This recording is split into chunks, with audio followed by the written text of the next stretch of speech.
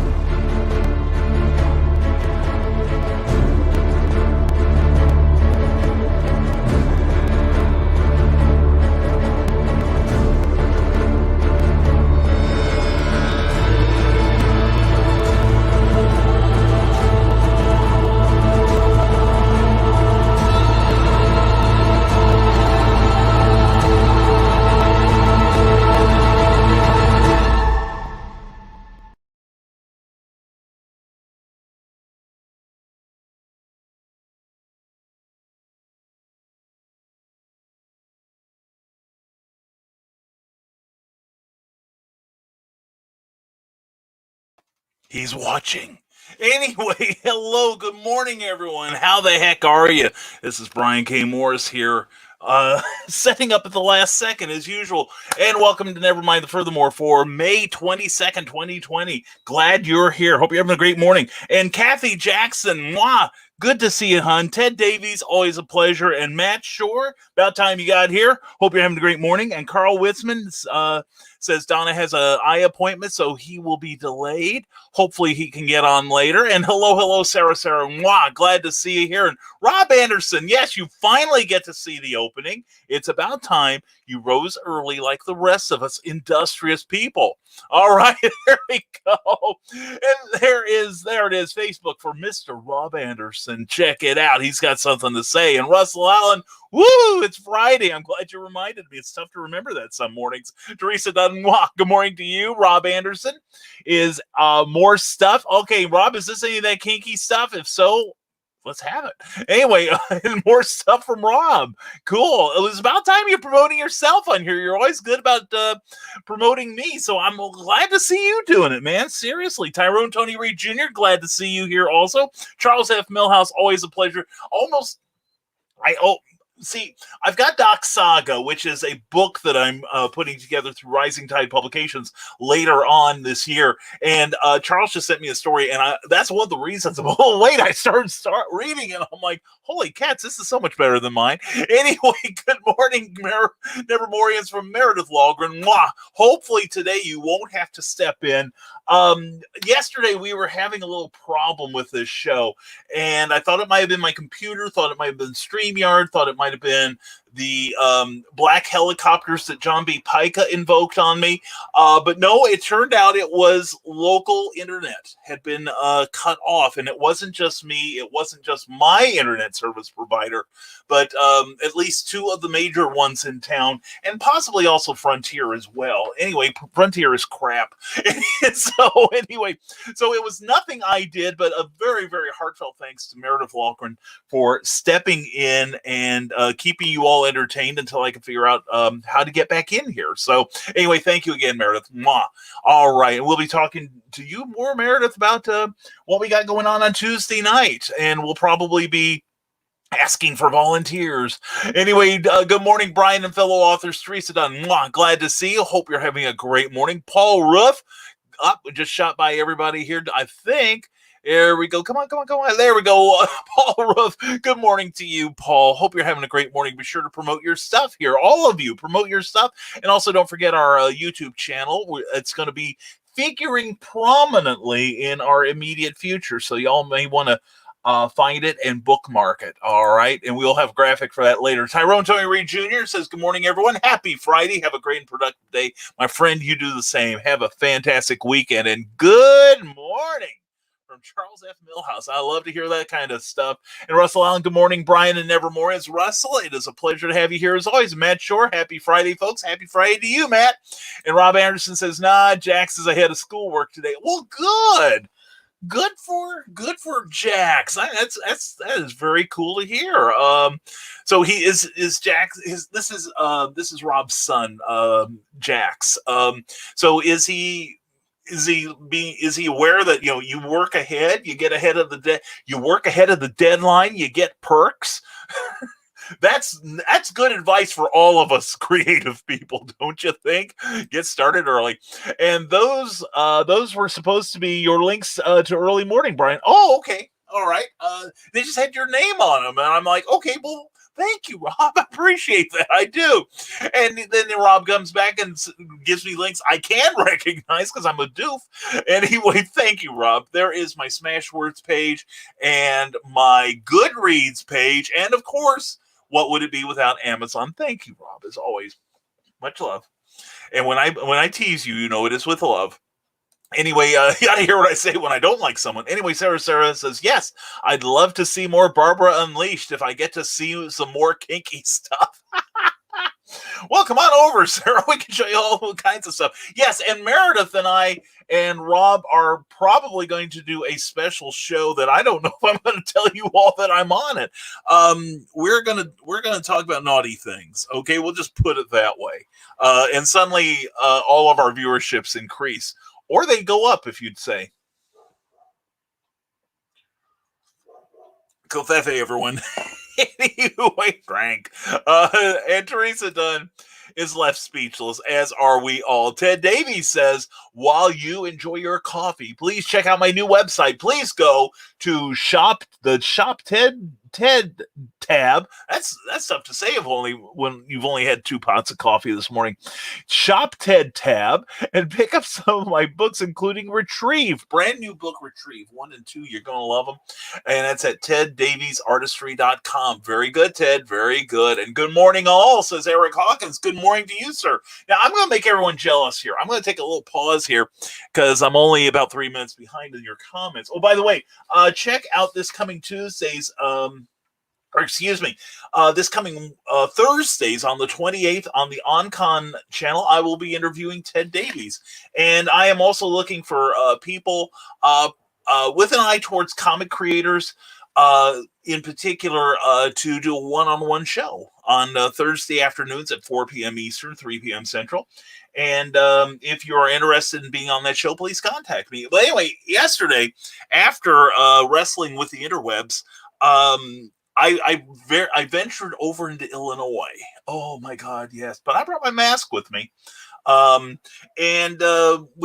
and I did the following thing. We signed our copy of Celebrity Ghost Hunters. Yes, Celebrity Ghost Hunter is finally out. And Rob Anderson caught the images of the 4 participants so very well. And Kadrolsha Onakarol, thank you for letting us be a part of this project. This turned out so well. And if you want to get a copy of this, there might still be some left. And you can pick one up at contact Kadrolsha Onakarol, Carole. She's on my friends list, and see about getting you a copy. This was a recent very successful Kickstarter campaign. And so we went over and had lunch and had a really good time. And Eric, again, thank you for coming all that way to see us.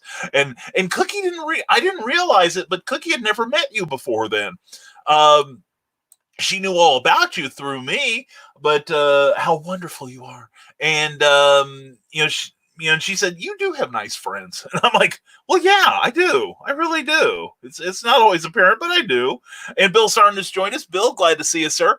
And here we go. Paul Roof reminds you that he'll be live at 2 p.m. with the ICU News. And there is his YouTube channel. Please check it out. And Kathy Jackson, I love seeing those hearts and seeing you, especially Kathy Jackson. Good morning, everyone. Good morning to you, Kathy. I hope you and Matt and the family are doing well. Kathy is a super romance, inspirational romance author with a little bit of spice, if you know what I mean. Anyway, she is available on Amazon, or her books are. She's not available at all. She's married. But anyway, no, Kathy, her books are incredible. They are really good reads. And I say that not as a romance lover either, but she turned me on to romance. So anyway, she is a fantastic writer, and if you love positive messages, Kathy Jackson's the gal for you. So go to amazon.com/author/Kathy Jackson. All right, and check out her book. She's got a bunch of series and volunteers. Come on, Brian, you tell them. Grab that bull by the balls, I say. Okay, Meredith, you're on the show Tuesday. How's that for turning the tables? if you would like to be.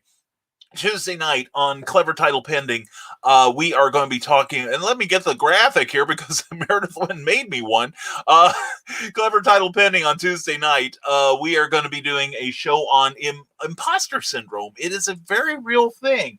And I've got at least one other person I want to talk to about being on our panel, but I could stand one or two more. So if anyone's interested in showing up with me, please send me a private message on Facebook. All right. And, we'll see what happens. Okay. I want a good blend of people. Otherwise it's just me, crying into the ether about what a phony I think I am. But anyway, if you think you have a problem with imposter syndrome, I think your story will be very useful for a lot of people out there. So, and I'll bring mine. By gosh, I've got one. I've got several. I got one every day. So please contact me, and we'll see about getting you on the show. Teresa Dunn has a link to Poetry Expressions, her very first book. She's working on book 3. I'm working on book 2, editing it, and we're going to get that done. It's going to be out this summer. I promise you. And Kathy Jackson, check out my romances. I have everything from sweet to smoking hot. See, I told you. And there she is on Kathy Jackson's page on Amazon. Check out the author pages on Amazon, because that's that's your shopping list right there. And seriously, I love Kathy Jackson's work. I really do. Jericho Walls is probably my favorite so far, but I need to read more. I'm way behind on my reading. My lips are tired. Anyway, Kathy, it is a joy to see you here as always. I love talking to you. I need to talk to you more often. It makes me happy. Let's see. Let's go back. Skipped a whole bunch of stuff here because I'm an idiot. Here we go. Rob Anderson says, I gave the wrong links. Copy and pasting wrong stuff as my mind awakens. Oh, Rob, I can do a whole show and still be mentally asleep. Look at the glorious results. Oh, speaking of shows, we're going to have an announcement later about the broadcast future of this show. Jessica Johnson, good morning, everyone. Good morning to you. Mwah. Hope you and Lonnie are doing well.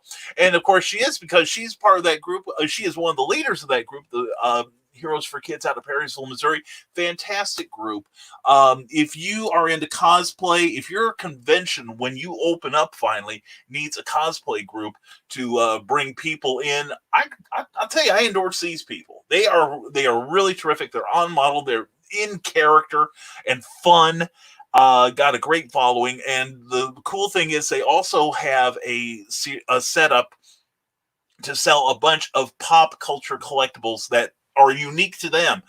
And the really cool thing is that the money goes to charities that aid children. Now, who couldn't get behind that? And if you don't think much of that, then hit the bricks. Anyway, they also are putting together a convention this coming July 18th.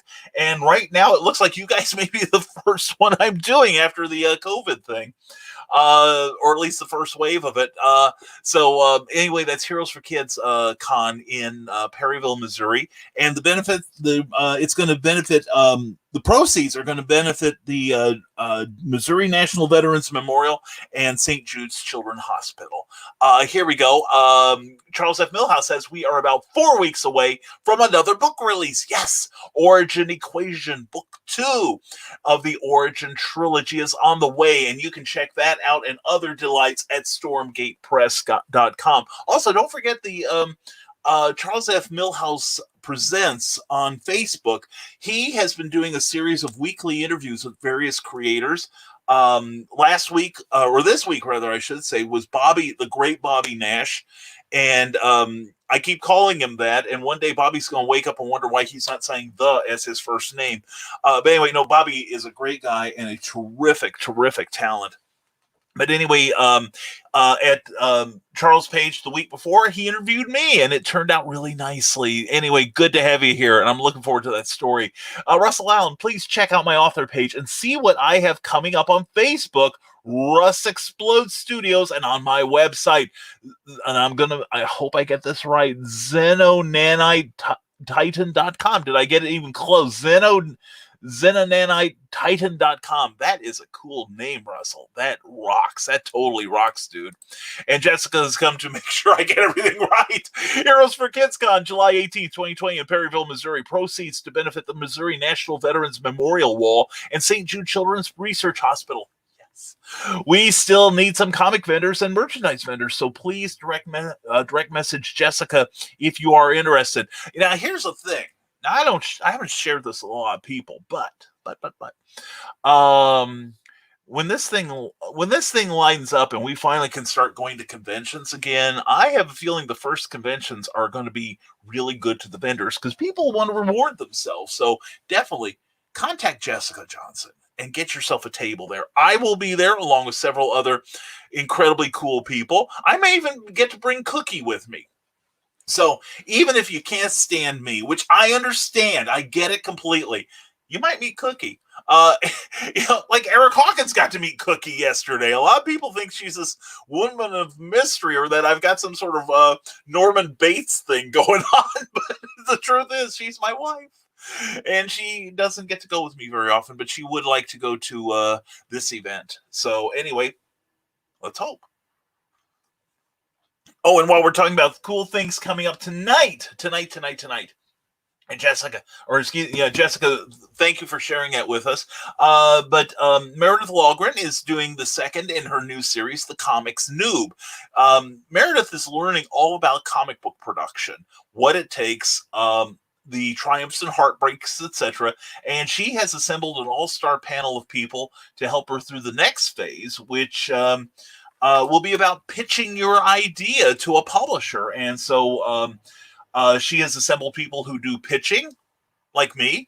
Also, Luke Stone, who of Starcross Comics, who is, I guess he's kind of like an acquisitions editor there. And we're going to talk about what it takes to get your idea to another publisher. All right. So anyway, please join us at 7 p.m. on the Geek Insider page here on Facebook. As well as geekinsider.com. All right, and Bill Sarton says, fantastic Frivolous Friday salutations, brilliant Brian, and all of the nifty Nevermorians. Thank you for that amazing announcement there, Bill. I love your awesome alliteration skills there, sir. Rob Anderson says, the panels at 4 p.m. ran for 51 episodes. This is for the OnCon network. Thank you all who showed up and all those who were part of it. I really think those panels brought us together, but summer is here, so new programming begins. If you want to join the Advocating Network, let us know. For now, we will have a 4 p.m. block weekdays with weekend specials, but we are opening to add more shows. That's the Advocating Network space. All right. Very good, Rob. Very good. I will be handling one of those spaces, at least for the time being, until Rob gets sick of me.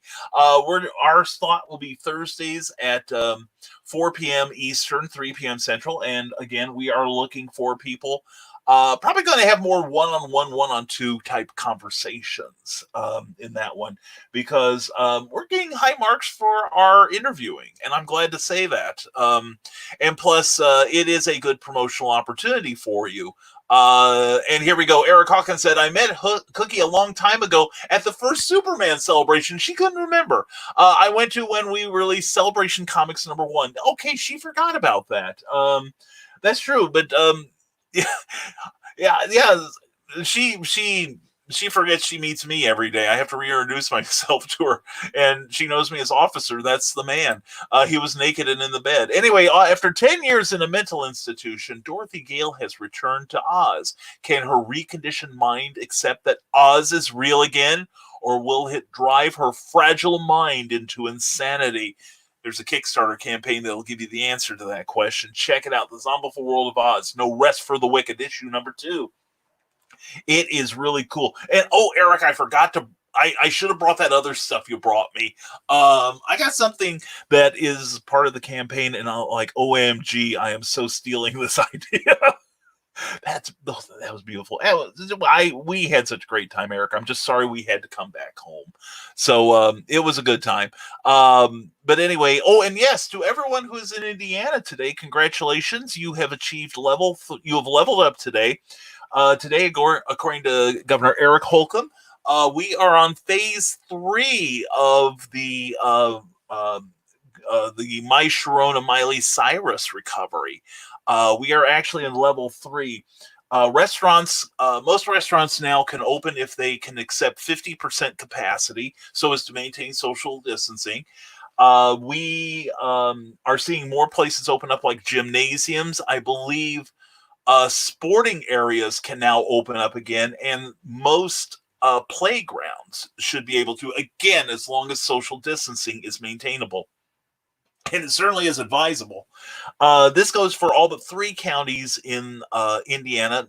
We have 92 counties, and 3 of them are still in level 1, I believe, still today, although next week they might come out of it. And that's one up near wherever Gary, Indiana is, Cass County, which had a meatpacking plant with a 40% concentration of people who tested positive, and as well as the metropolitan Indianapolis area. So, but anyway, we here in Tippecanoe County, we have gotten high marks, I guess, and we are in phase 3 right now. So a lot of our restrictions are being lifted. Now, I'm still hearing about shows and major events canceling. So welcome to the new normal. Anyway, Carl Witzman is back. Boomer Carl figured out how to get here on the phone. Okay, Boomer, that's the way to do it. Good man. Glad to see you. And let's see, who else have we got here? Brian Rhodes. I just saw your comment, and welcome to you, sir. See, I'm doing this off of StreamYard right now, and StreamYard doesn't tell me when you show up, so please say something so that I can acknowledge you, and people will know you're there. And good morning, friends. Brian, good morning to you. Hope you're having a great morning. All the best to you and Amanda. And, all right, scroll. And Carl Wisman said, am I on that show? You certainly are, young man. You most certainly are. And hashtag from Bill Sarton, hashtag bring Cookie home. Thank you very much. I appreciate that, as always, my friend. And Brian Wentzoff just showed up. Brian, glad to have you here. Harley Slavic, same to you. Hope your morning's going well. And George Sarad. George, good to have you here yesterday. Glad you contributed yesterday. It was a lot of fun. And here we go. Meredith Logren says, speaking of clever title pending, I spent the last 2 days getting those podcast seasons and episodes on geekinsider.com/podcast. Our favorite fez-wearing personality is there. And so is the indie devil, Mr. Rob Anderson. And I'm excited to be on that podcast. I have fought for how long against doing a podcast? And it's mostly because people want me to do a podcast like this or to take the audio off of this. And I never felt it would work. And I tried listening to this show objectively, and I'm willing to try it, Meredith, but it's like I honestly don't think this show translates as well to a podcast format. But I think I could be wrong, because hopefully our Tuesday night show, Clever Title Pending, is doing well in podcasts, although I recognize it's also too soon to tell. But yeah, we are doing now 2 interview shows a week, and it's we're getting a lot of people that want to be on them, and we appreciate that. We're filling up the slots rapidly, but we are always interested in having more people. We'll see what happens. And hello, family. Hello, Brian. How the heck are you this morning, sir? Hope you're doing well. So a raging debate, says Rob Anderson, has begun. What should a comic's page count be? Counting the covers as pages, how many pages should a comic be? Rob, that's an interesting question. I'd like to throw that out. How many pages should a comic book be? I believe the big two, DC and Marvel, are not counting covers. Because frankly, I think counting covers is a cheat. I really do. I think it should be interior story count plus covers. So I'm thinking for an indie comic, at least 20. 24 seems to be a very popular length for indie comics plus covers. I think anything else is kind of short shrifting the reader. Frankly, uh, the only thing is, I don't think we should lower the package. I think that is kind of shameful that we are trying to lower the standard of page count when we can deliver a full page count, because we are in one way competing against the big boys.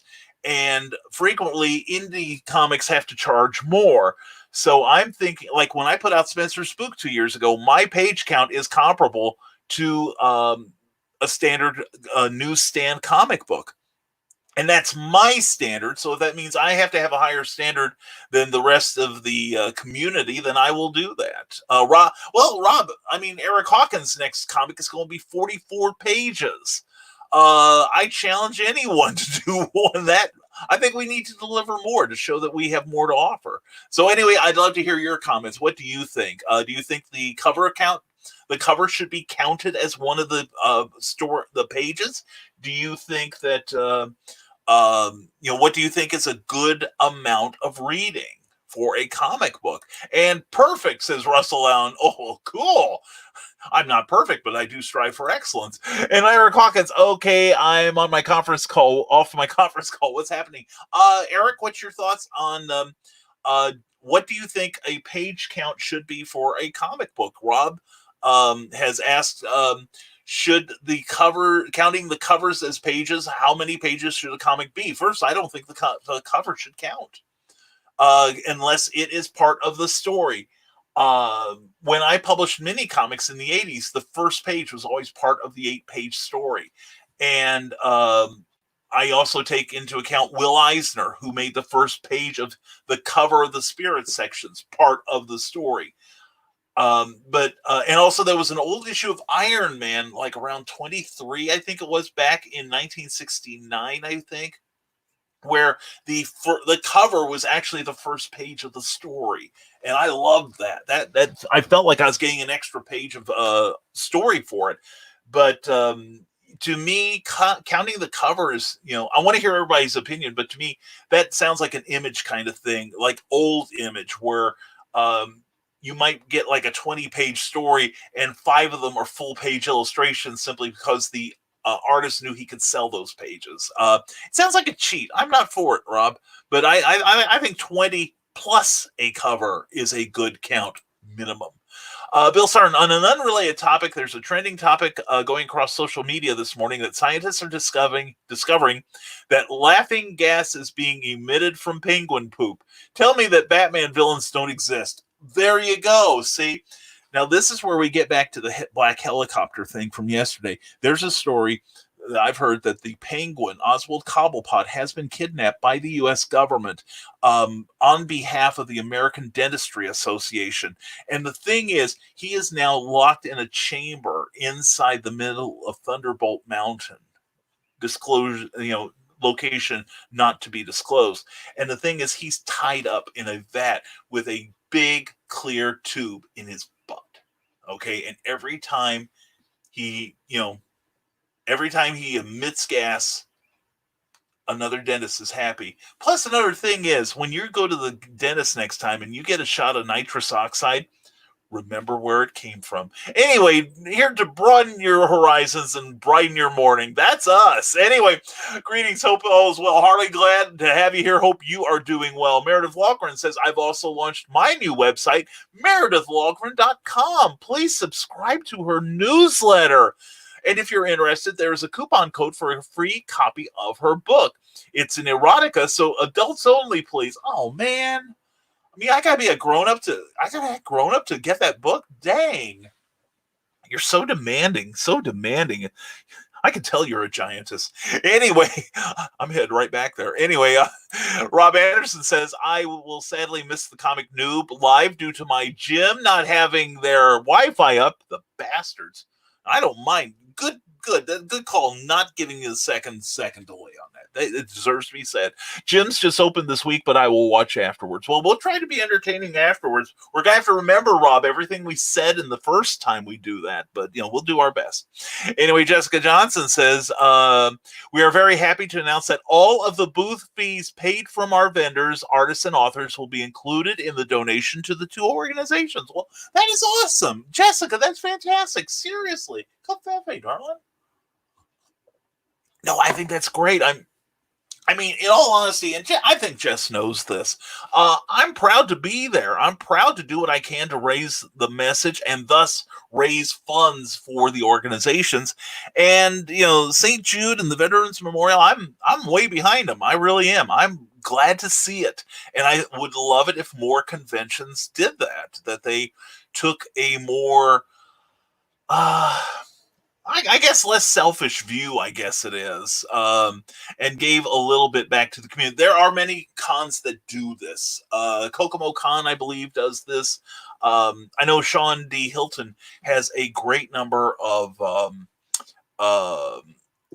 like, for instance, he's got a scholarship going at Kokomo High School for students. And it's a righteous thing. And speaking of Sean D. Hilton, tomorrow night at 6 p.m. Eastern, 5 p.m. Central Time, Sean is going to have another one of his Comics Cubed in Kokomo sales. And it's a great chance to pick up current stuff if you are not close to a comic book shop. He does mail order, and that's what this is about. So it's not just my package you can be fondling soon. It could be Sean D. Hilton's. Doesn't that make you glad? And what a package it could be. So anyway, Sean does mail order constantly and has since the My Sharona Miley Cyrus started up. So anyway, he has a show, and it's on from 6 p.m. Eastern until 8-ish that evening. And in those 2 hours, you're going to get to see a lot of collectibles, toys, back issues. He's been selling a lot of really good stuff for way below guide. So, yes, I've taken advantage of some of it. So anyway, please check it out this coming Saturday. Sean is a great guy, and we want to see him fully supported. All right. So, and he's able to now open up fully under the new level 3 that Indiana is now under, or most of Indiana is now under. Brian Wedzoff says this Sunday, Reels and Heels will be live noon Eastern, and we'll be talking about the latest Hollywood headlines, TV renewals and cancellations, and the huge list of WWE releases.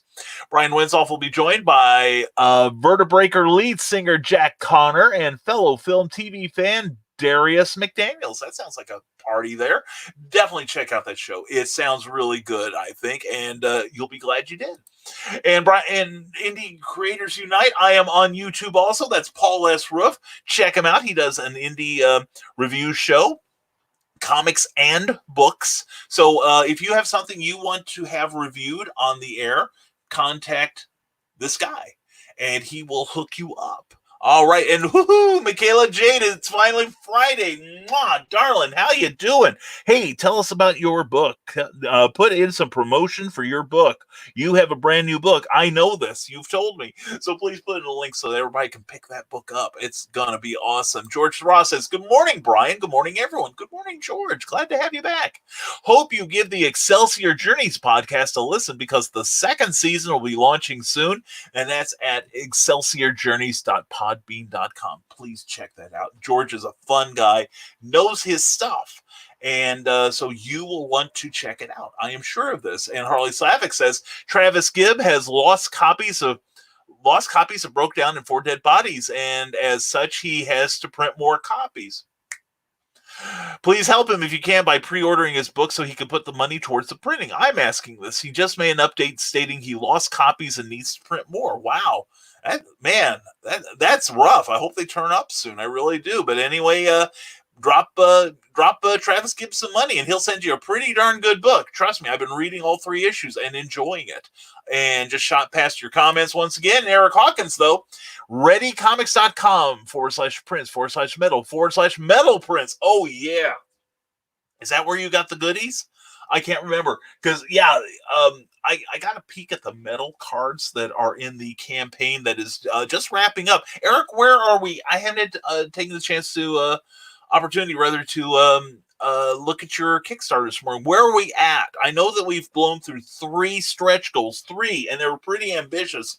And as of yesterday, I think we were under 500 away from the next one, which will be, I can't remember. I think it's a trading card. But anyway, and they're cool. They are so cool. Anyway, please check out Ready Comics. If Eric says you're to go there, you are to go there, all right? And also Russell Allen messed the link up. It happens. And there it is. It was easier to read the other way. Xenonanesian. Anyway, that big word that Brian can't pronounce and can barely read through his bifocals. Please check that out. It sounds good. And 40 or more. Yes, there we go, Eric. That's cool. Thank you. Rob Anderson says counting covers makes it easier to talk about it. No, it doesn't. So see you just 24 plus cover. That makes a book 28 pages. Cover add 4 spots. The comic comics are 20 to 32 in indie and 24 and 32 in mainstream. But truthfully, it seems many books jump around on page cuts. Yeah, that they do. Consistency is a virtue. For my part, I feel I'm cheating for what I have to charge the reader. I feel I'm cheating them if I give them less than 24 and a cover.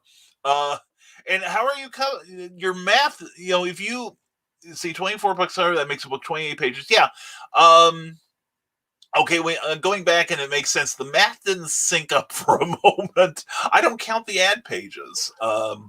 And we had that conversation. I noticed that DC Comics, and I have to say DC because I don't buy many mainstream books aside from like Superman titles and a couple others. But I noticed that most of their ads are house ads. They are not for other products. I mean, back in the day, you would see. Do I have a current comic from the big companies? Oh, I do. I have one. Okay, let's take this one here. Let's take a recent issue. This happens to be the final issue of Supergirl, in fact. Okay, Supergirl. All right, and I will classify this as an outside one, but here is an ad for the Kubert School. All right, this is not DC Comics. And I'm going to hide you here so I can get more of the screen. But anyway, this is for the Kubert School, which, by the way, I'm told is a good place. And then we have an inside cover for Me TV. This is a 32-page plus cover signature. And 2, 3, 4, 5, 6, 7, 8. Okay, 8 pages going in. That means 1632. So it's 32 interior pages and a cover. So on the cover, they have sold an ad to Me TV and WonderCon, which I believe is canceled. Yeah, it was canceled. WonderCon bought a page. So the inside, there's 4 pages, but on the interior with about 23 pages, let's see. There is an internal ad for the newest addition to Punchline, the newest addition to Batman's Rogues Gallery, and then there's something for a DC paperback. There's an ad for a DC trade paperback. There's another ad for a DC graphic novel. There is an ad for DC collectibles. And going, an ad for a DC graphic novel. And then the centerfold for a DC related publication. And then another DC graphic novel. And then DC collectibles again. And then a DC graphic novels and DC titles. Another DC ad for DC Comics. And that's it. Notice that they sold, and this is kind of unusual because I don't remember them selling all three rather, if you count the back cover and the two interiors of the to outside advertisers. And how many of the others were outside advertisers on the interior? It was either DC or DC Collectibles. And it used to be a comic book would have ads from other companies. Now, why is that a big deal? Because those other ads paid for the rest of the book. It paid for printing. It paid for paper. It paid for talent. It paid for promotion. It paid for the office help who helped put that book together. Somebody at DC is not doing their job. If all they can sell are the outside covers and no one's getting one on the inside, and given that their circulations on comics are probably the lowest now that they've been in years, they can't be charging a whole lot for those interior pages. That's crazy. So anyway, Rob, I'm declaring myself the standard. I hear that's pretty hip now to declare yourself the standard in comics. So anyway, we'll go by my 2-year-old record. Anyway, Harley Slavic says we have 2 copies of the movie Stanley's Mighty 7 for sale. If you're interested in a copy, send an email to harleyslavic@gmail.com or send a message to his business page, Harley Slavic Direct Sales and Comic Book Distribution Company. Very, very good. And 23 pages for a comic. The cover should count. And the thing is, I know a time when Marvel's page count was like 17. But that was at a time when, 1, they were selling a lot of ads, and 2, I know that the publisher at the time, Martin Goodman, was actually trying to cut down production costs. And in fact, they were taking some of the original art. The art you see in comics is actually done, or at least when it's done on paper, like 50% larger than what you see in the comic. Well, they were having one page would be cut in half and printed as 2 half pages at full size. So there's ways around everything. But now I think 23 pages, but I don't want the cover to count in that total. I want more comic book. Awesome, says Paul Lesroof. I wish it was for me. Paul's channel is up to 24 subscribers, and join him for information about indie creators at that YouTube channel right there. Check it out. When you see one of the people here that have a YouTube channel, and not that I'm, pimping for anyone in particular, but when you see somebody that has a YouTube channel, as soon as I move this stuff, please subscribe. We have like 8 more days, and we want to get 100 subscribers. Once that happens, this graphic will disappear. We will have our own URL that will make it easier to find Rising Tide, and you can see episodes of this show, plus a clever title pending on there with better quality graphics, better quality sound. It's going to look and sound better. Plus, we have a tip jar that if you're interested in improving the look of our output, then we will take donations gratefully. We'll gladly send you to paypal.me/Rising Tide BKM. BKM all in caps. So anyway, that's what we're doing that for. So please check it out. Also check out our newsletter, and you'll see the information on how to sign up for that on the crawl. Plus, you can go to risingtide.pub, and there is a sign-up space there too. But anyway, check out Paul's stuff too, because he is awesome and he deserves your love. Anyway, let's go back to a picture of me and back to your comments. Ted Davies goes 20 interior pages including covers. Rita, 24 including covers. Okay, yeah, I think, and I'm counting the cover as basically, as far as comic production goes, this is the cover, not this, and not the interiors. But I'm thinking, this is the cover, and the story pages are another matter. I mean, you're going to have a cover anyway. I think it's kind of silly to be saying, okay, I'm adding the cover to the page count. Now, if I'm contracting an artist, yeah, then it matters. But otherwise, no. And 20 pages interior, 4 pages added for covers, 24 pages total. I want those. I don't want those extra 3 pages inside the story. I mean, when you are paying what $3.99, $3.99 for one of these, I want more. I want my money's worth. I want a story. I want a story that comes to the end the end of this issue. You can have subplots that lead into the next issue, but we'll see. Because I want to get my production up again too on comics. Counting the cover just helps us not get confused in this topic, as a cover adds up to 4 pages. No, it has always been in mainstream comics that the cover is separate from the page count. I think the debate needs to be, a cover is a given. So somebody could say, I'm issuing a 1-page comic, and just put out a cover. It's called a print. So, okay, you guys debate it then. I'm taking myself out of it because we're not talking the same language. Because does that mean we count the Kubert ad and the MeTV ad as part of the story? No, it's the story count that matters to me. I rarely buy, I don't buy a comic for the ads. Meredith Logren goes, I left a message on Rob's post asking about page count. I want to read a good story. I'd like to see a minimum of 24 story pages with ads and covers that brings page count up to 28 to 32 plus. Thank you, Meredith. Meredith gets what I'm saying. Yeah. See, that's the thing. I have found in publishing books that the more we look like the mainstream, or like we can sit beside the mainstream, the better off we are. My sales are pretty good because my books look like, and it's not because of me, believe me, but because I get good people to help me with it.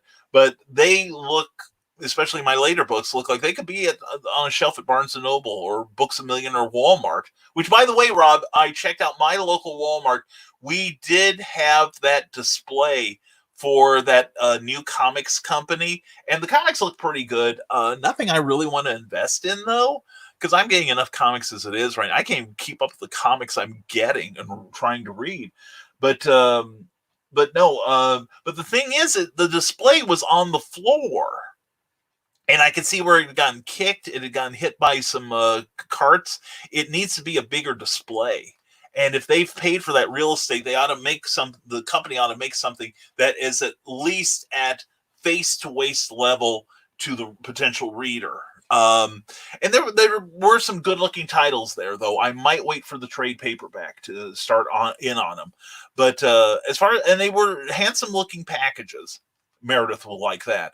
And they look pretty good. And if I weren't buying other things that I like more, I probably would invest in at least 2 of them. I liked the Bass Reeves one. Of course, I like Bass Reeves, interesting character. And their superhero book looked pretty interesting too. But but I wish them well. I really hope they can make a go of it. I really do. Especially since they're paying for that square spot. At least they didn't have them in the children's section. They were right next to the children's rack in my local store. So but anyway, the thing is, they were down low, and it was, for a lot of the aging audience of comics, that placement and height is very important. Bill Sarn says, considering the inflated prices and influx of all the advertisements, the comic should have 48 pages. Yeah, seriously. Hey, Bill, you want a good bargain? Go down to Walmart, get you one of these. This is like, granted, there is an ad on the back for the Teen Titans movie. This is like a really old issue of this. But yeah, and it's filled with reprints, and if you haven't read them before, that's good stuff. And all of the ads are house ads. That's what they call the interior stuff. It's for like DC graphic novels, DC current comics and such. Well, actually, it's more for graphic novels. And there's a contents page and a to be continued page. But as far as these, I don't think they have anything for the individual issues, but it's for the trade paperbacks, which you probably could order through Walmart.com. And here's what's happened before page on some of these. But yeah, it's all, no surprise, it's advertising DC trade paperbacks. I don't see anything. Well, this is an old one, but it doesn't have anything about the individual floppies, which is the regular 32 pages, Rob. Anyway. Anyway, let's keep going. George Ross says, I'd say not to count the cover. Thank you. Make that uniform, but allow the writer and illustrator, the writer and illustrator the option to use the cover as the first page. 20 plus pages sounds like a good number to me, so there are no headaches when it comes to pricing each issue. I agree. And in most comics, they are, in most cases, they are very consistent about the page count. At least they don't go below a certain number. I've seen a couple of comics in the last 20 years that maybe the writer and artist needed one more page to tell that particular story. And so they might drop a house ad. I never advise a company to drop an ad from somebody from outside that's paying for it. But yeah, and it's like, I don't want to relax the standards just because somebody is indie. If anything, I want to toughen them up. So, and Sophia, speaking of toughen up, there's a lady who's tough. Sophia Corneo, glad to have you here. Mwah. Hope your morning's going well. And speaking of going well, it's going well because John B. Pica is here. Good morning, Multiverse. Good morning to you, citizen. Hope you are having a good morning. And Brian Hawkins, good to see you. Good morning to you, my friend. And was listening while making my coffee and breakfast. I've never considered the covers included in the page count for a comic. I agree with you, and most people don't. If you go outside the indie industry, I think that's kind of shameful, to be honest, to say, well, I'm going to count my cover as the comic unless it's part of the story. They always say in anything, in any sort of writing, you should start with the action. And this issue of Iron Man that I was alluding to, like I said, it was like 23 or something, but it shows Iron Man coming down in this fleet of battleships with his repulsor Reza going. And then you turn the page and the battle is still going. This cover was part of the first page. It was the first page of the story. You got an extra page of story. So yeah, it's to me, it's kind of like, should we count the staples in a comic book? Unless it's perfect bound. I don't think the cover should be a part of it. I really don't. At least as far as the consumer goes. Have to head out. Everyone have a great day. Hugs to you and Cookie. Jessica, thank you for being here. Hugs right back at you. You have a great weekend. Love to you guys down there in Perryville. The Zombie World of Oz is 44 pages, where number one was 2 pages. I think you had more than that.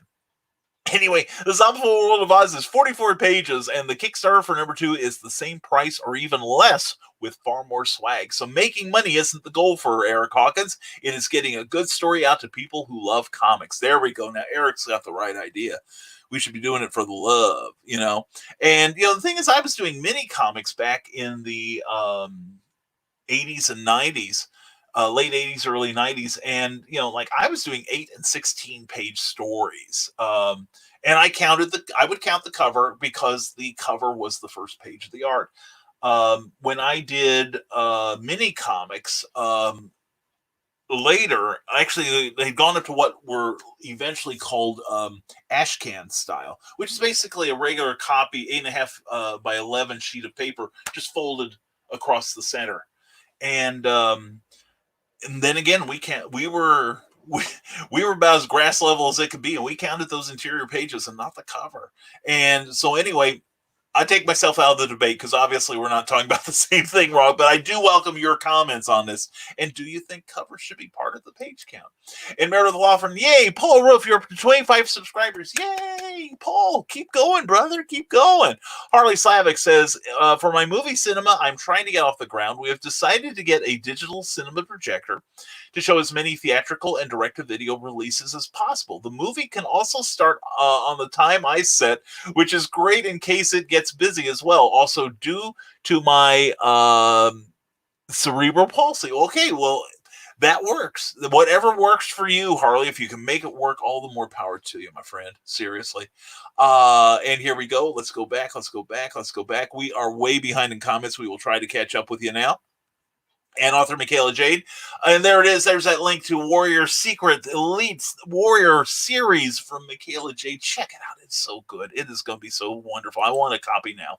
Eric Hawkins, Zombie World of Oz number 1 was 20 pages, not 2. Need new keyboard. Yeah, we're not going to talk about operator error. I understand. I never do. Anyway, I thought it had more than that. I was pretty busy editing. I thought it had far more than just 2 pages. Like, what the hell? Anyway, Meredith Laughlin, how the heck is Brian still at 49 subscribers? I didn't know we got that high. Cool. Wake up, Nevermorians. Give him a follow and like some of his videos. It helps. Thank you, Meredith. Thank you so much. And in fact, you're going to want to be on YouTube because that's part of the broadcasting news I will have later. All right. Harley Slavic Theater page link. And there it is, facebook.com/the movie house cinema. I like that name. That is so cool. And $3,709 with 117 backers. Eric Hawkins, very cool, very cool. And we got less than a week on this. We've only got a handful of days. You can count them on one hand. In fact, that's how many a handful is. And anyway, he's a handful too. And find out how much of one he is when you get the Zombie-ful World of Oz. OMG, the bonuses you can get on this. I saw a couple of them yesterday. Eric showed me, and oh my God, I want them so bad. Anyway, and I'm looking forward to the book. Plus, I am one of the stretch goals that if you like my writing, I have a story in this issue. So please check it out. It's a story of Dorothy Gale's torturous days in the sanitarium. So it's very cool. At 4K, we get an additional trading card. You definitely want that. Seriously, I saw some of the stuff that Eric is putting out. He's putting out.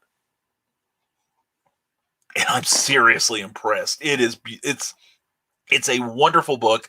I've seen most of the art from it, and I am so looking forward to this. I'm so proud of this guy. I really am. Harley Syvic says, I agree with you, Brian. I don't count the covers either. There we go. And Rick Bradley says, good morning, all. Rick Bradley, superstar. It's good to have you here. Hope you're having a good morning, my friend. Rob Anderson, that DC Supergirl book has 19 pages of actual story. You might be right. I don't think so. Last I heard, DC Comics were mostly at 23 pages.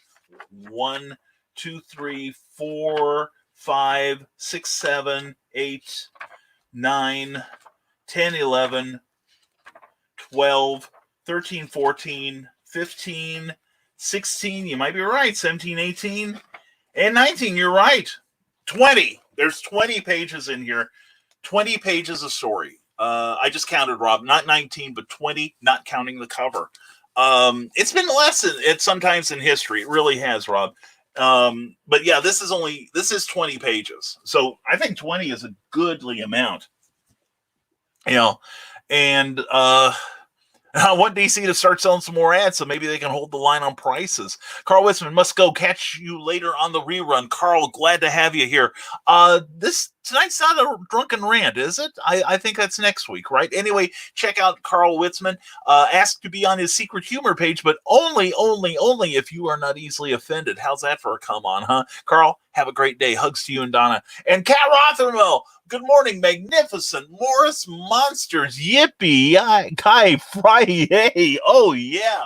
The rock and roll art goddess is in the house. Glad to have you, Kat. Mwah. Hope you're doing well this morning, sweetie.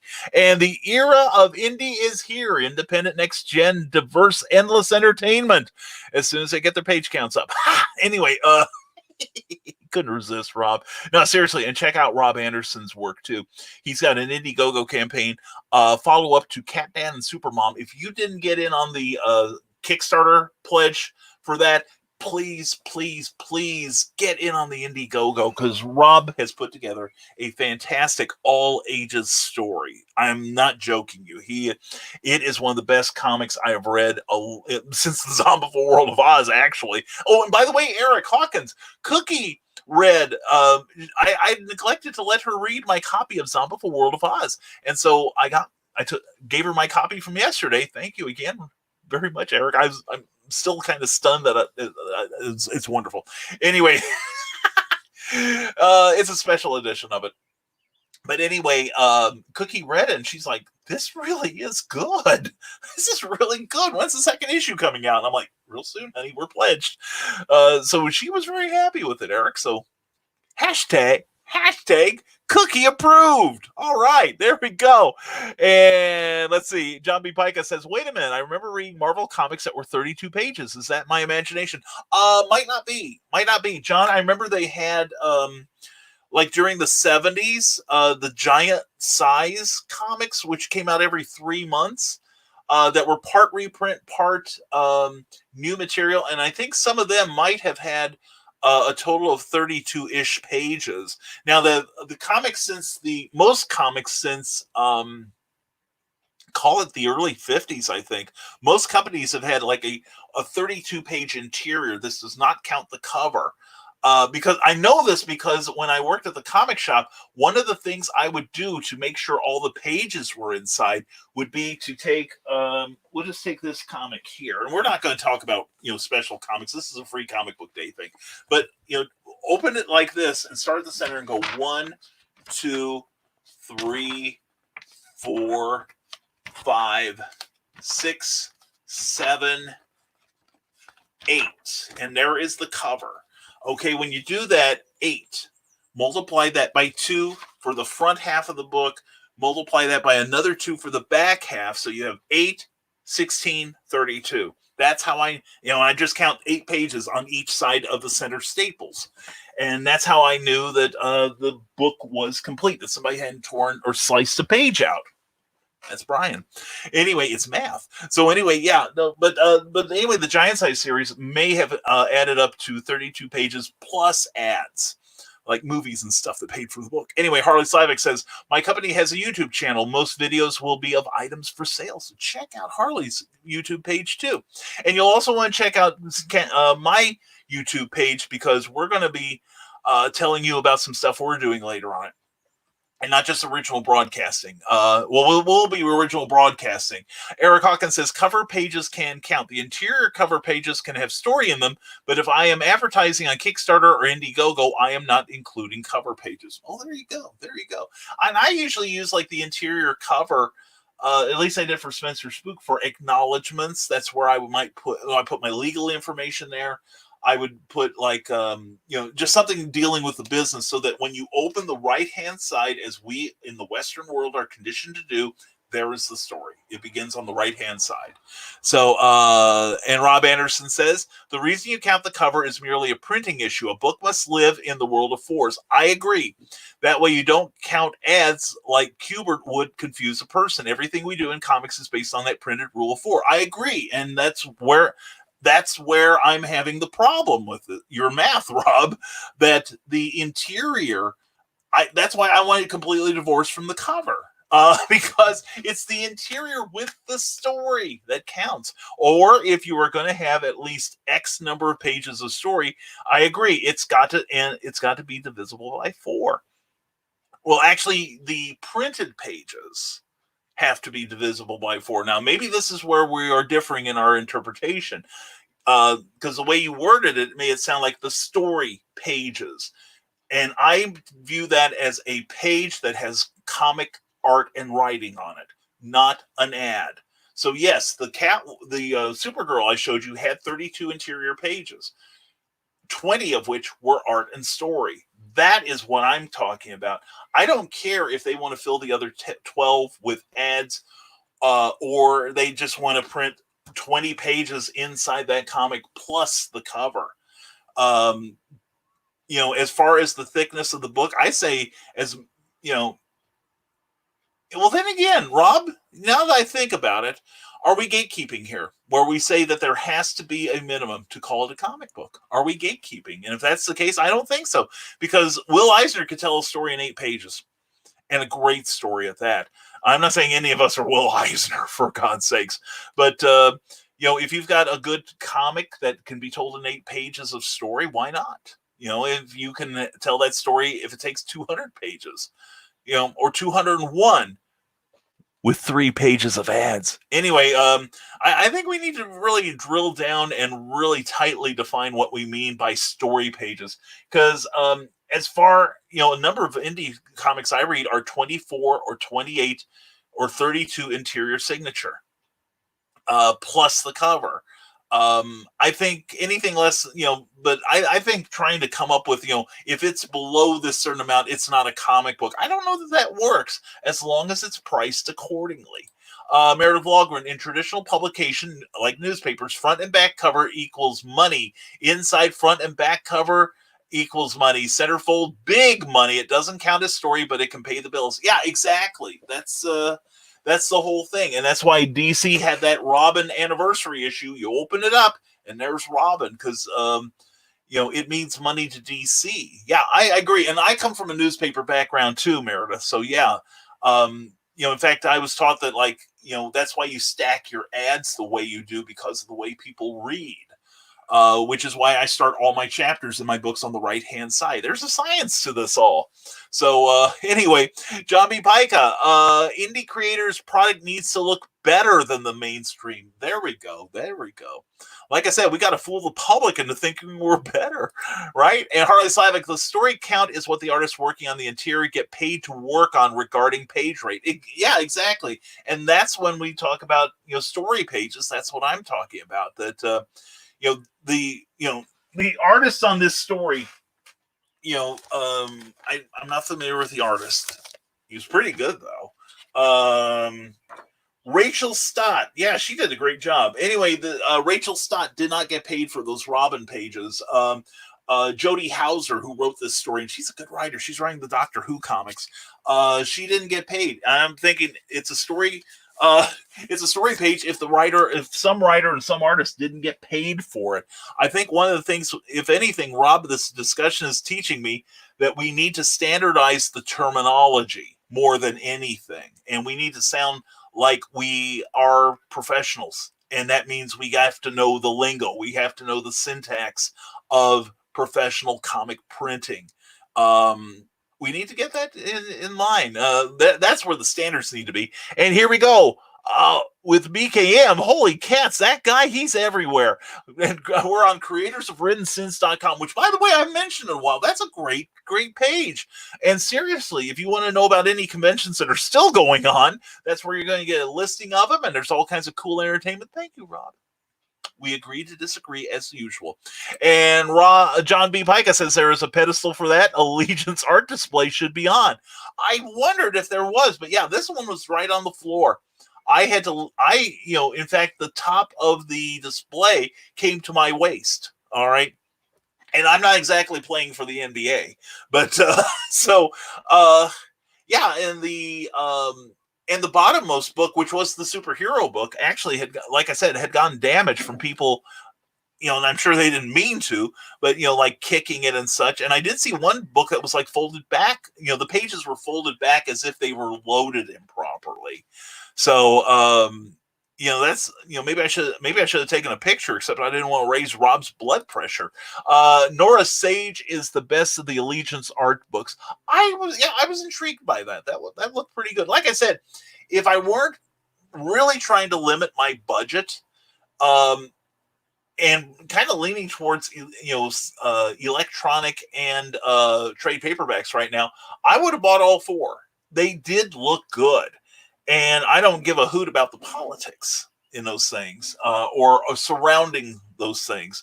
And I think, frankly, the majority of readers don't either. Eric and I talked about that yesterday. Some people seem to think that they're, you either have to be conservative or, social justice warrior. It's Comicsgate versus Social Justice Warrior. Don't bother investigating. It's a stupid thing, in my opinion. But there is a third, and that's the rest of us who don't care. It's like, you guys kill each other off, fight each other all you want, but the rest of us just want good stories and good art, regardless of anybody's agenda. All right, Brian Hawkins says part of the problem with the Allegiance art displays is that they're not being put in the same places from store to store. Yeah, Rob Anderson has been noticing that, like in his store, they did not use the display at all, but racked them in the top shelf of the 8-foot wide display for children's books. Now, I give them credit that they put it at least on the top level, because I don't think they are children's books by any means. And, frankly, if they sold like children's books, I think the creators would be delighted. Seriously, kids' books sell like crazy. So anyway, John, just so you know, I interpreted it saga. All right.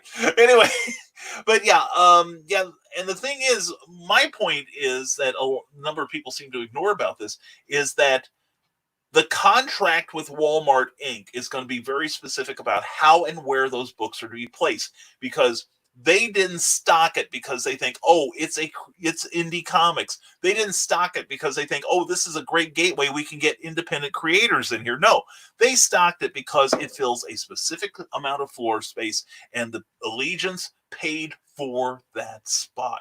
And if they're not getting it, I would be raising holy hell with Walmart. And the thing is, I worked for Bell Helmets for 6 weeks, back around Y2K.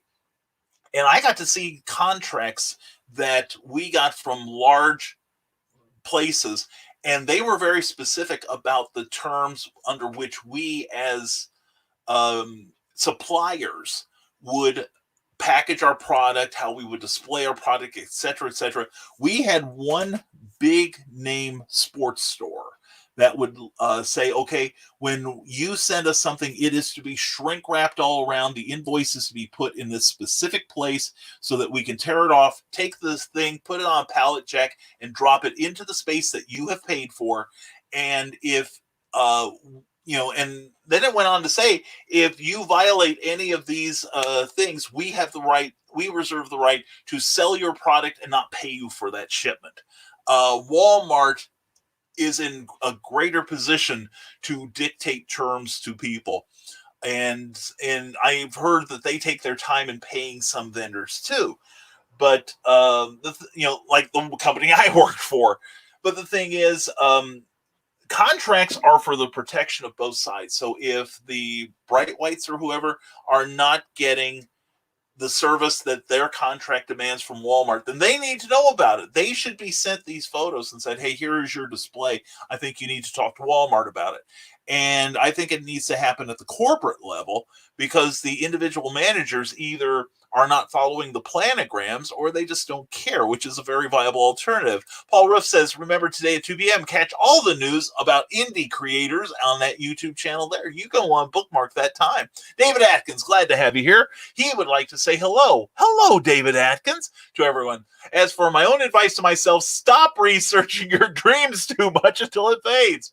Work on them and stop fearing not being correct. In art, I found that my mistakes make my art beautiful more than the details. Think Picasso and Degrassi. Yeah. And I heard an artist a couple of years ago say something, David, I thought was very profound. Some young man was admiring my friend's art. He was doing a live drawing on Facebook, and the boy was like, well, I draw, but I can't make it perfect. And my friend said something I think is just something I have to remind myself about, and I think we all should remind ourselves who create, is that perfection is impossible, but excellence is attainable. So I'll settle for being excellent. I would like to work up to that. And Red Rooster is a great pulp superhero book. I did like the look of that, and I'm so into pulp these days. Eric Hawkins, the Allegiance art books and Walmarts are distributed by Reader Link Books, who distributes all the books for Walmart and other retail chains. They decide where the displays go. That is why they are in multiple different places in Walmart. Oh, so they are the group that's actually racking these things. So maybe it's not up to the managers. Because it's very easy for us to assign blame, and I didn't know this about Reader Link. That is interesting. Thank you, Eric. Maybe they're the people. If you are upset about where and how Allegiance books are set up, Anyway, John B. Pike, I bought all four to support the company's efforts. I'll get them on the trades myself. Rick Bradley, come and check out his author page at rbradley42. He hopes to see you there because he posts some funny things and updates to his upcoming projects, and they are awesome. Because he is awesome. All right, and we are way behind. Sorry. Harley Slavic says, I sell the 100-page giants as well at harleyslavic.com and harleyslavic@gmail.com, and Harley Slavic Direct Sales and Comic Book Distribution Company. He does it all. And Meredith Lawgren says, I only have eyes for Brian's huge package. Huge. Did you hear that? Watch the reveal for a long, hard reveal. It was quite the geek experience. Drink. I admit that, I knew what she was fondling so fondly. when even I was becoming amazed. Okay, I didn't realize that it was that big. I guess it's all perspective. But anyway, Meredith, thank you. And don't forget Meredith's show tonight on the all kinds of channels, especially Geek Insider, because she is the comics noob, and she's going to learn comics from the ground up.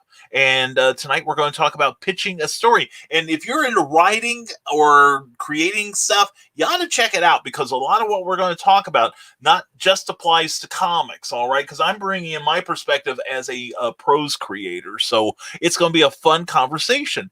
Eric Hawkins says the bad thing about the Allegiance art books is that the Red Rooster one has still not gone out to the backers of the Indiegogo. That's now 2 years late.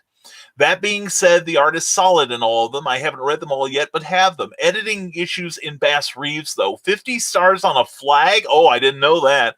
Nora Saga seems to be the standout to people. Yeah. Well, yeah, it's like, it reminds me of Rob Liefeld's Captain America #1 for the Heroes Reborn initiative about 15 years ago. That was one of the most wretchedly drawn books I've ever read in my life. If he were working for my indie title, I'd fire him. For one thing, they showed a rotary phone from the 1940s with 9 holes in it.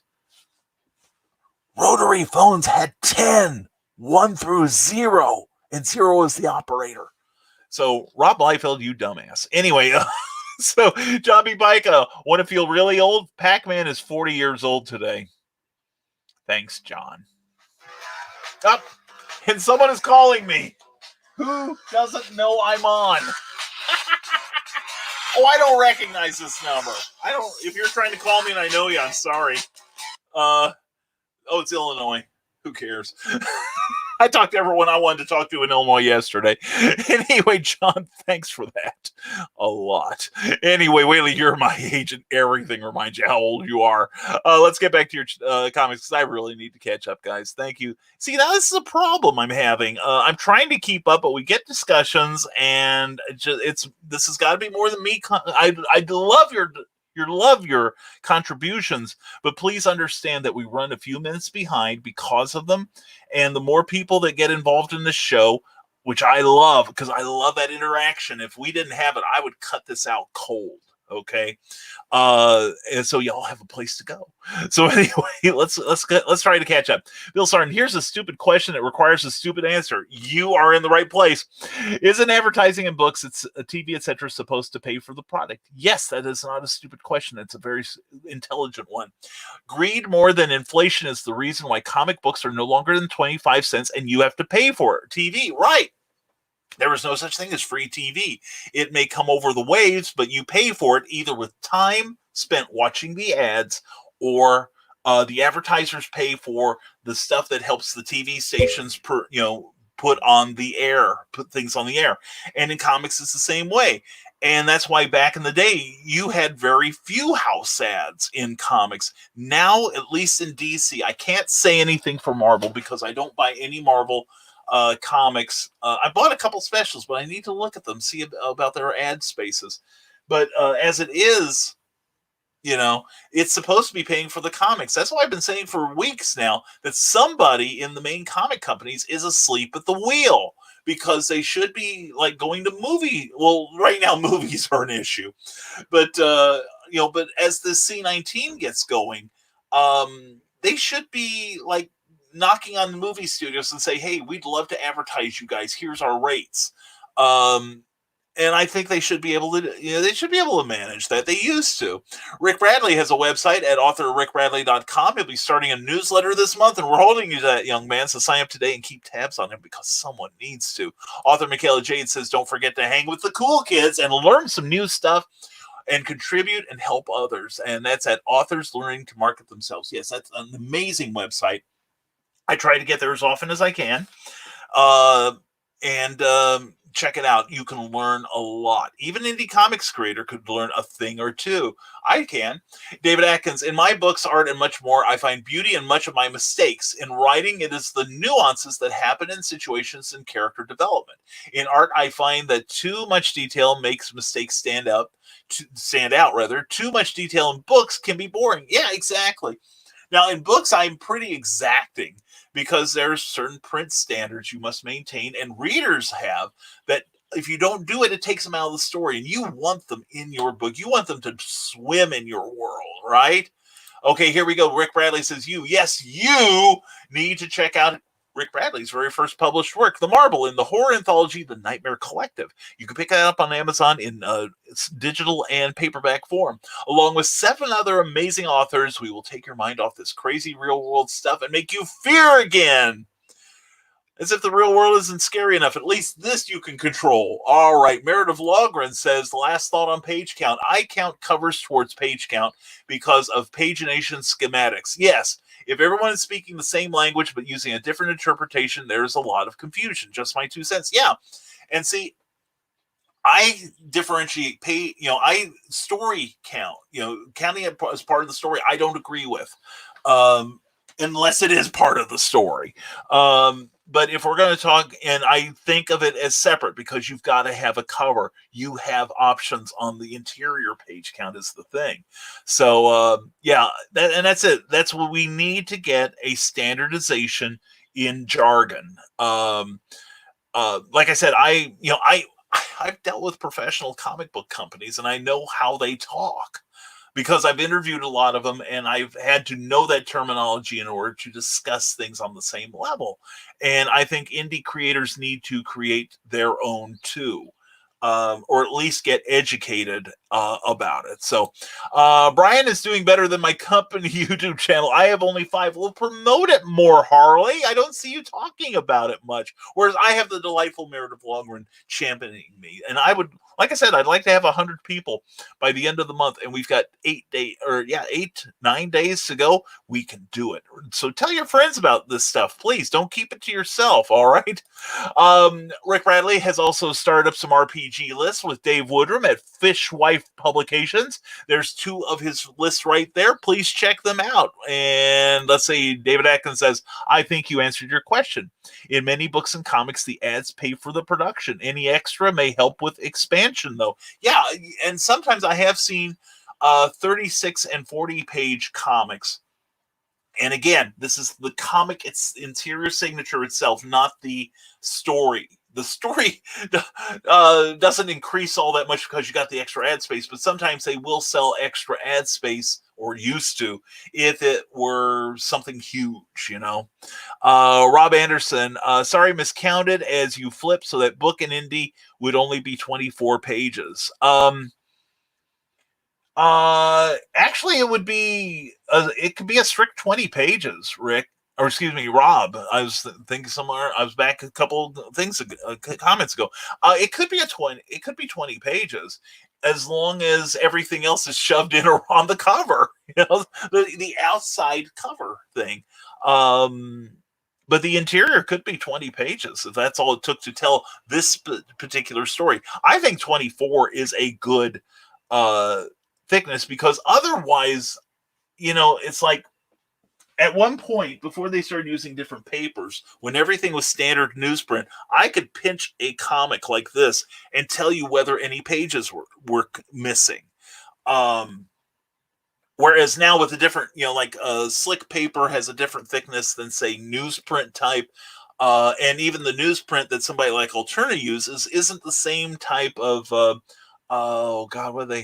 I forget the name of that they used to use when everything was printed at Sparta, but everything has a different thickness now, so I can't do that.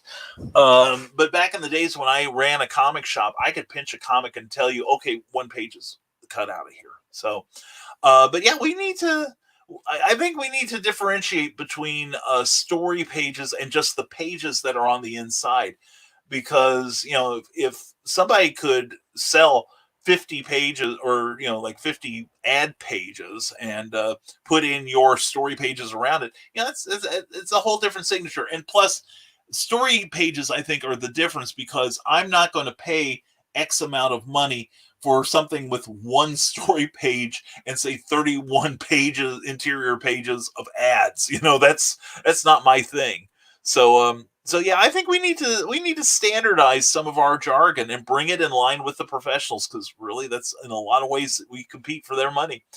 My books are 32 pages or more. Well, then that's because you are a god who walks the earth, Rob. You are the independent comics devil who is a saint because you have the right number of pages. All right, and a right thinking American. Good man. All right, Bill Sarn has crazy kooky condensed dad copy alert. If you weren't one of the far out and groovy kids that was watching the artwork of Bill Sarn last night, you missed our Space 1999 special, including a documentary of the series and the complete pilot episode. That's why you don't see the moon up in the sky anymore. It blew out of our orbit. I saw it on TV, so it had to be true. Plus, we had all three of the 1981 NPR All-Star radio dramas. Fear not, though. Click on Sarnard 76 and you can watch the rerun. Very good, Bill. Very good. That's awesome. And that's the artwork of Bill Sarn. Check it out. And that page is probably going to be a little more important come a couple Saturdays from now. Rick Bradley says, I remember when Archie comic double digests were big. A few years ago, the comic digests were the same size as the normal ones used to be. Price had increased as well. Well, prices on paper and transportation and ink, etc., and talent are going up all the time. Archie now also has 1,000 page digests. That's unimaginable. Anyway, and be a pair. Professional, ethical, authentic, respectful. I'm good except for that R. Anyway, that's my gag. Anyway, check out the Advocating Network, Space. I advocate space too. I sometimes need a lot of it. I'm pretty heavy. Harley Simon says 2 of the subscriptions for the company channel were of channels I previously created. Reason for this was so I could keep track of activity on the channel if I was not logged in. Okay. Even if is what I mean. Okay. All right. Whatever works for you, Harley, is what I say. And Rob Anderson, no, a book from front to back needs to be a standard system to count it. And that's it. The standard DC or Marvel is 32 pages plus cover, because frequently the cover is of a different stock as well. When I had to print Spencer Spook, I had to make that differentiation with my printer. All right. Now, some don't. I recognize that Kablam and Comics Wellspring count the whole thing as one. David Atkins, I am being asked to do art for a few people for comics. Very good, although he hasn't accepted yet. For his own information, does an artist get paid by page or by panel? By page. If you're getting it's called a page rate. If anyone will let you charge per panel, George Perez would be the richest man on the planet. And if someone is letting you bill them for per panel, I am renouncing my retirement from writing, and I'm going to go back to being an artist. It's because it's the page. It's the page, David, period. Plus, sometimes you get royalties if you do it right. Should a cover be more expensive than a page for art? Yes. I know that some artists are paid more than for a cover than for the pages. That's because in the Big 10 comic publishers, the cover is the first thing you see. That's why the cover artist gets a goodly amount of money and the writer gets bupkis. Anyway, but no. Yeah, a cover is generally considered to cost more to hire an artist for than the interior pages. That's why you see some artists like Neil Adams was drawing a whole lot of stuff for DC at one time. He was their primary cover artist, and he would get paid for that illustration. Same with Adam Hughes right now and Frank Cho. They make serious coin just doing covers. All right. And Rob Anderson says, so a 32-page comic book should mean it's 32 pages front to back, but inside my story runs 28 pages. I use the cover, which is often on different paper and is now on a sheet that creates 4 spots as the follow, 1 front cover, 2 the credits, 3rd ad coming attractions, or vice versa for page 4. Rob, here, we'll settle this argument. You do you. All right. But to me, if we're going to be like the big companies, and I think we need to really think about it, because frequently independent comics cost more than a standard comic. Yes, the standard companies are get to charge what they do because they get bulk rates. They get volume. They print thousands of comics, whereas we might do 25 at a time if we're lucky. So here's my thing. Bottom line, cover and 32 pages inside. Well, how you fill those 32 pages is up to you. As far as and if you want to include the cover as part of it, you do you, but there needs to be a standard thing, because if I buy a comic and I'm used to mainstream comics, and if we want to pull in that crowd and I see mainstream 32 pages and I go through there and I count the interior pages and I wind up 4 pages short, I'm going to tell a lot of people about what a chintzy company you run. I really am, and I have done that. So because the thing is, it's been shown that if you get something good, you'll tell 3 people. But if you get like bad service or faulty product, you're going to tell 7. So always this is one of the things that's helped me succeed is under promise and over deliver. Okay. And by page, you should give them your page rate. Don't supply them the fully high-res pages until paid. Excellent advice from Eric Hawkins. Yeah, that's good advice, because I've seen a number of creators get really screwed doing that. So you don't get them till the paycheck shows up in your account. My cover rates are the same as my interior page rates. Some people do, but I know that, like, for Dark Horse, those guys get more for the cover than they do for the interior pages.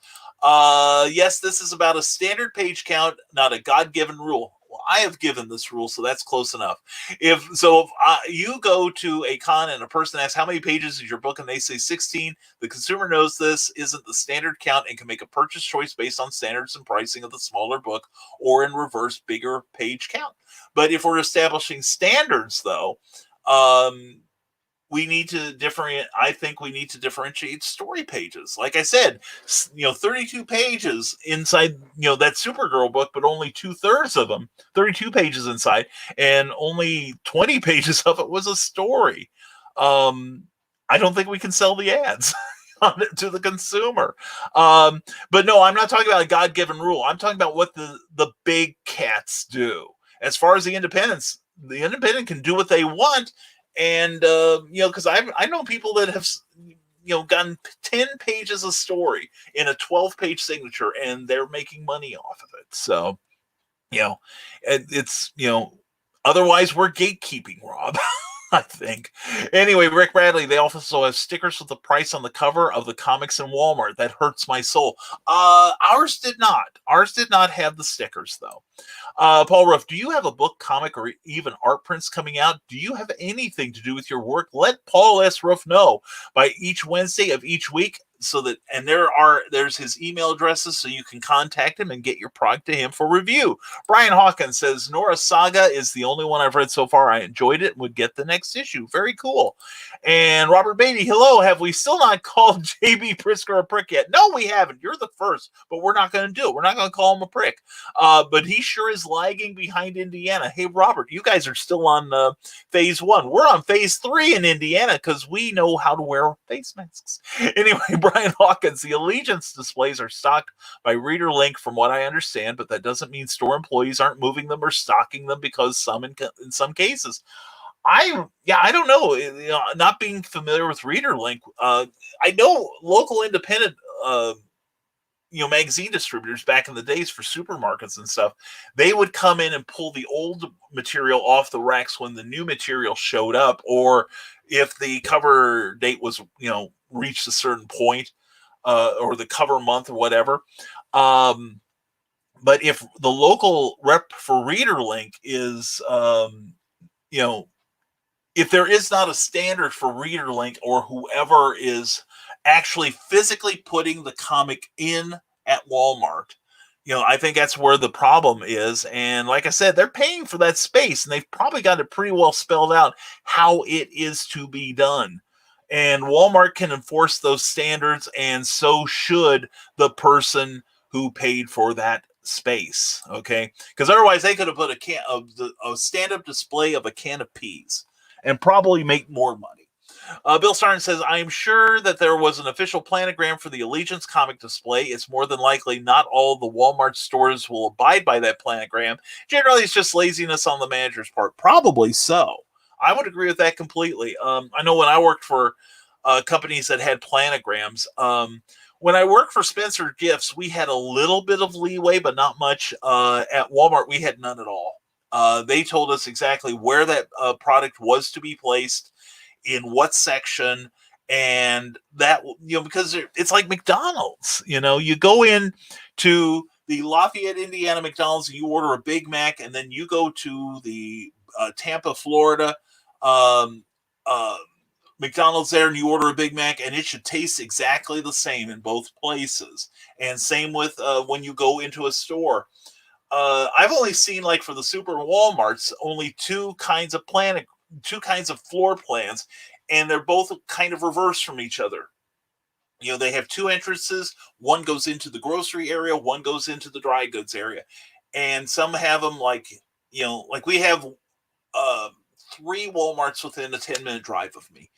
I go into 2 of them, and as I face the building, the left-hand side has the groceries. On the right-hand side has the dry goods. So, there is some variation in that, but it is for that specific layout. Eric Hawkins says, the stickers are horrible. AA designed them to not need stickers, but the distributor put them on there. The next wave is not supposed to have the stickers. Okay.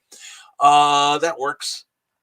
Actually, it works that they're not going on them. That hurts me too. All right, we are way behind. We got to speed up here. I hope so, Eric. It keeps me from wanting to buy them. Yeah, and I probably stops a lot of people. Harry Slavic, corrections, just checked. If I did not subscribe to my company YouTube channel, just checked. Oh, okay. You better subscribe to your own channel. And The Empire Strikes Back is now 40 years old this week. George Sarah, that's enough out of you. Anyway. Yeah, and I still remember Pac-Man too. And hey, Brian, hey, Philip Thompson, how you doing? Hope you stayed on long enough for me to catch up with the comments here. All right, and Paul Bush says, good morning, Brian. Hope you're well. Paul, I hope you are the same, my friend. Hope all is well in your household this morning. And Carl Westman is back as we're debating comic interiors and comic books at Walmart and other things that most people don't really care about, probably, but they mean a lot to us. And happy Fri-YAY, everyone. Mwah! Cindy Kep, star of Tuesday night's clever title pending with Charles F. Millhouse. Watch it on the rerun. It is just every bit as delicious as before. Hope you're having a great day, Cindy. Hope all is well. Bill Sarn says, this will make you feel old. Today is the 40th anniversary of Pac-Man. Oh, that's enough out of you, ages. Anyway, Cindy Kemp, please check it out. Smashwords Me. Thank you, Cindy. I appreciate that. I appreciate that a lot. And David Atkins says, small businesses are building. I think a lot of people are really banking on this movement. Independent authors, artists, and musicians are starting to gain ground because many hate the rules given by the elites, like me. Maybe go for it instead of fearing being wrong or not accepted. Someone will accept you. Get to creating. Exactly. David, I've been saying since I started this solo journey here that your audience is out there somewhere, but you've got to market in order for them to find you. If you put something out and say the work will speak for itself, well, you know what? Your book doesn't have any volume and you need to promote it. David Atkins, he promotes his stuff. Cindy sure promotes her stuff. She's awesome. And there too on Amazon is me. I promote. I'm not that awesome, but at least I sell books. And Amy Hill, good morning to you. Mwah, Amy, hope you're doing well. I missed the show last night. Please go back and watch Amy Hill's interview last night. I'm sure it was really cool. I'll find out later today. Rob Anderson says, you keep calling it interior pages. Would that not imply the outer pages is the cover? Yes, that's what I've been saying. The outer pages are the cover. The interior signature, that's what the printer calls it, is the 32 pages. 32-page interior signature, outer cover. That's what I've been saying for the last hour and 38 minutes. Paul S. Ruff, here is a thought for indie authors. I have a few books from independent authors that don't recognize who did the covers of their books. I think they need to be recognized for their hard work. Plus, remember, they are independent artists that would like to get more work. Yeah, seriously, that's criminal. That seriously is. If I had somebody doing my cover for me, I make sure everybody in my publications gets credit. The only person, as usual, who doesn't get credit for all the work they do in my books is me. Because that would sound egotistical. I am egotistical. I just don't want to sound it. Anyway, but no, if somebody does me a solid to help me get that book out, they get mentioned. They get at least mentioned. So yeah, that hurts. Now regular comics did that for decades. Wouldn't credit their writers or artists or letters or colorists, and now people are going back to the golden age of comics and trying to guess who these people are. And it's a shame because a lot of people did great work that will never get recognized, or it will get labeled to someone else. And especially in independent comics, we need to be more cautious about that than anyone. Cindy Cap says, and join me next Thursday evening at 6 p.m. Central to celebrate Animal Eye's release. That's her brand new book. Check it out. Definitely talk it up, Cindy. And Cindy, you can use my page in Rising Tide to promote that, all right? Harley Slavic says, movies my theater wants to show are Hook, Rio Bravo, E.T., Yours, Mine, and Ours, Land Before Time, Into the Spider-Verse, Superman the Movies, the Batman serials, Marco Zorro, Star Wars, Scooby-Doo and the Cyber Chase, Scooby-Doo meets Batman, Space Jam, Toy Story, Lion King, one half, Brother Bear, Godzilla, and a whole bunch of others. I will be here all day, along with many, and it cuts off. Now, Harley, that's why you need to do more than one post about this so it doesn't cut it off. And now I don't have, because I'm so far behind, I don't have time to catch up.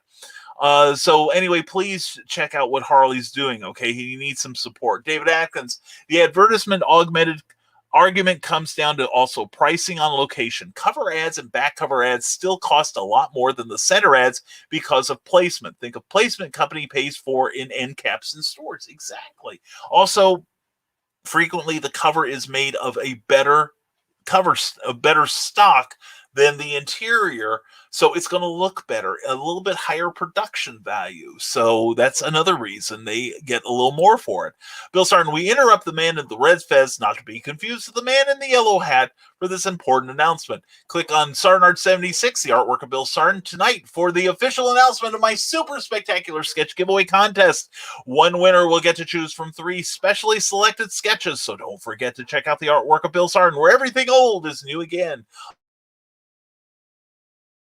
Alrighty, there we go. Bring Cookie home, keep Cookie home. Thank you so much, Robert. I appreciate that. I really do. Rick Bradley, I know there for a while I felt like every other page in comics were ads. That's a bit overkill. Yeah, back in the 70s, early 70s, especially in Marvels, they really got bad.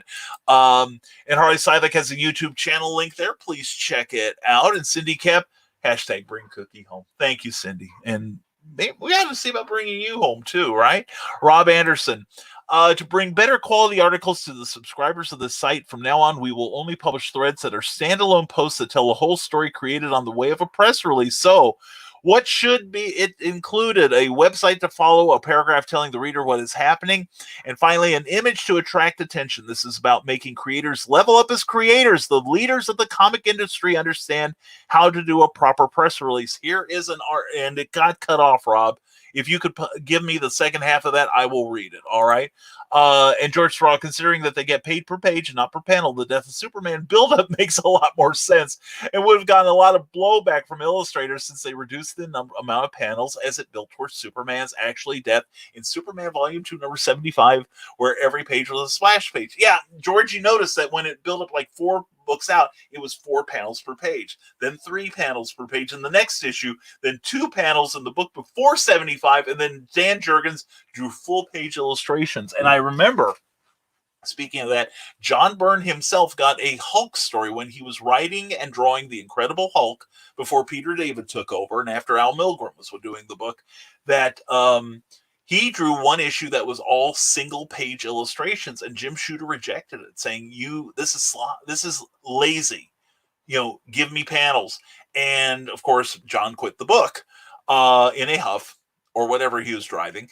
And later it got printed in Marvel Fanfare. But yeah, I think it can work if done correctly. If a good artist can tell that story in full page illustrations. Sorry, I cannot stay longer, says David Atkins. I'm going to be doing some ink and charcoal today for Inktober. Oh yeah, that's coming up. You better do it now before someone cancels it. I also have to start work on NaNoWriMo this year. I'm working hard on doing a live production just for Inktober and NaNoWriMo this year. Planning is everything. That's right. Everyone stay safe and be amazing this weekend. You too, David. Thanks for showing up, man. Have a great weekend. Philip Thompson says, got Fiverr for my cover purposes to be professional on Amazon. Good man. Good man. That is good to hear. Way to do it.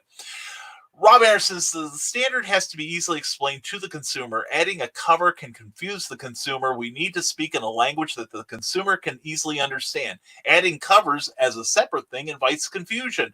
But I am able to disagree with you, but Diamond counts the cover, FYI, as part of the page count, so that is the big cats. If Diamond has started doing that, then all the more reason to bring them down to their knees and burn them to the ground. Anyway, well, and there is an example of relaxing the standards. Why are we relaxing standards, Rob? Why aren't we keeping them high? You know?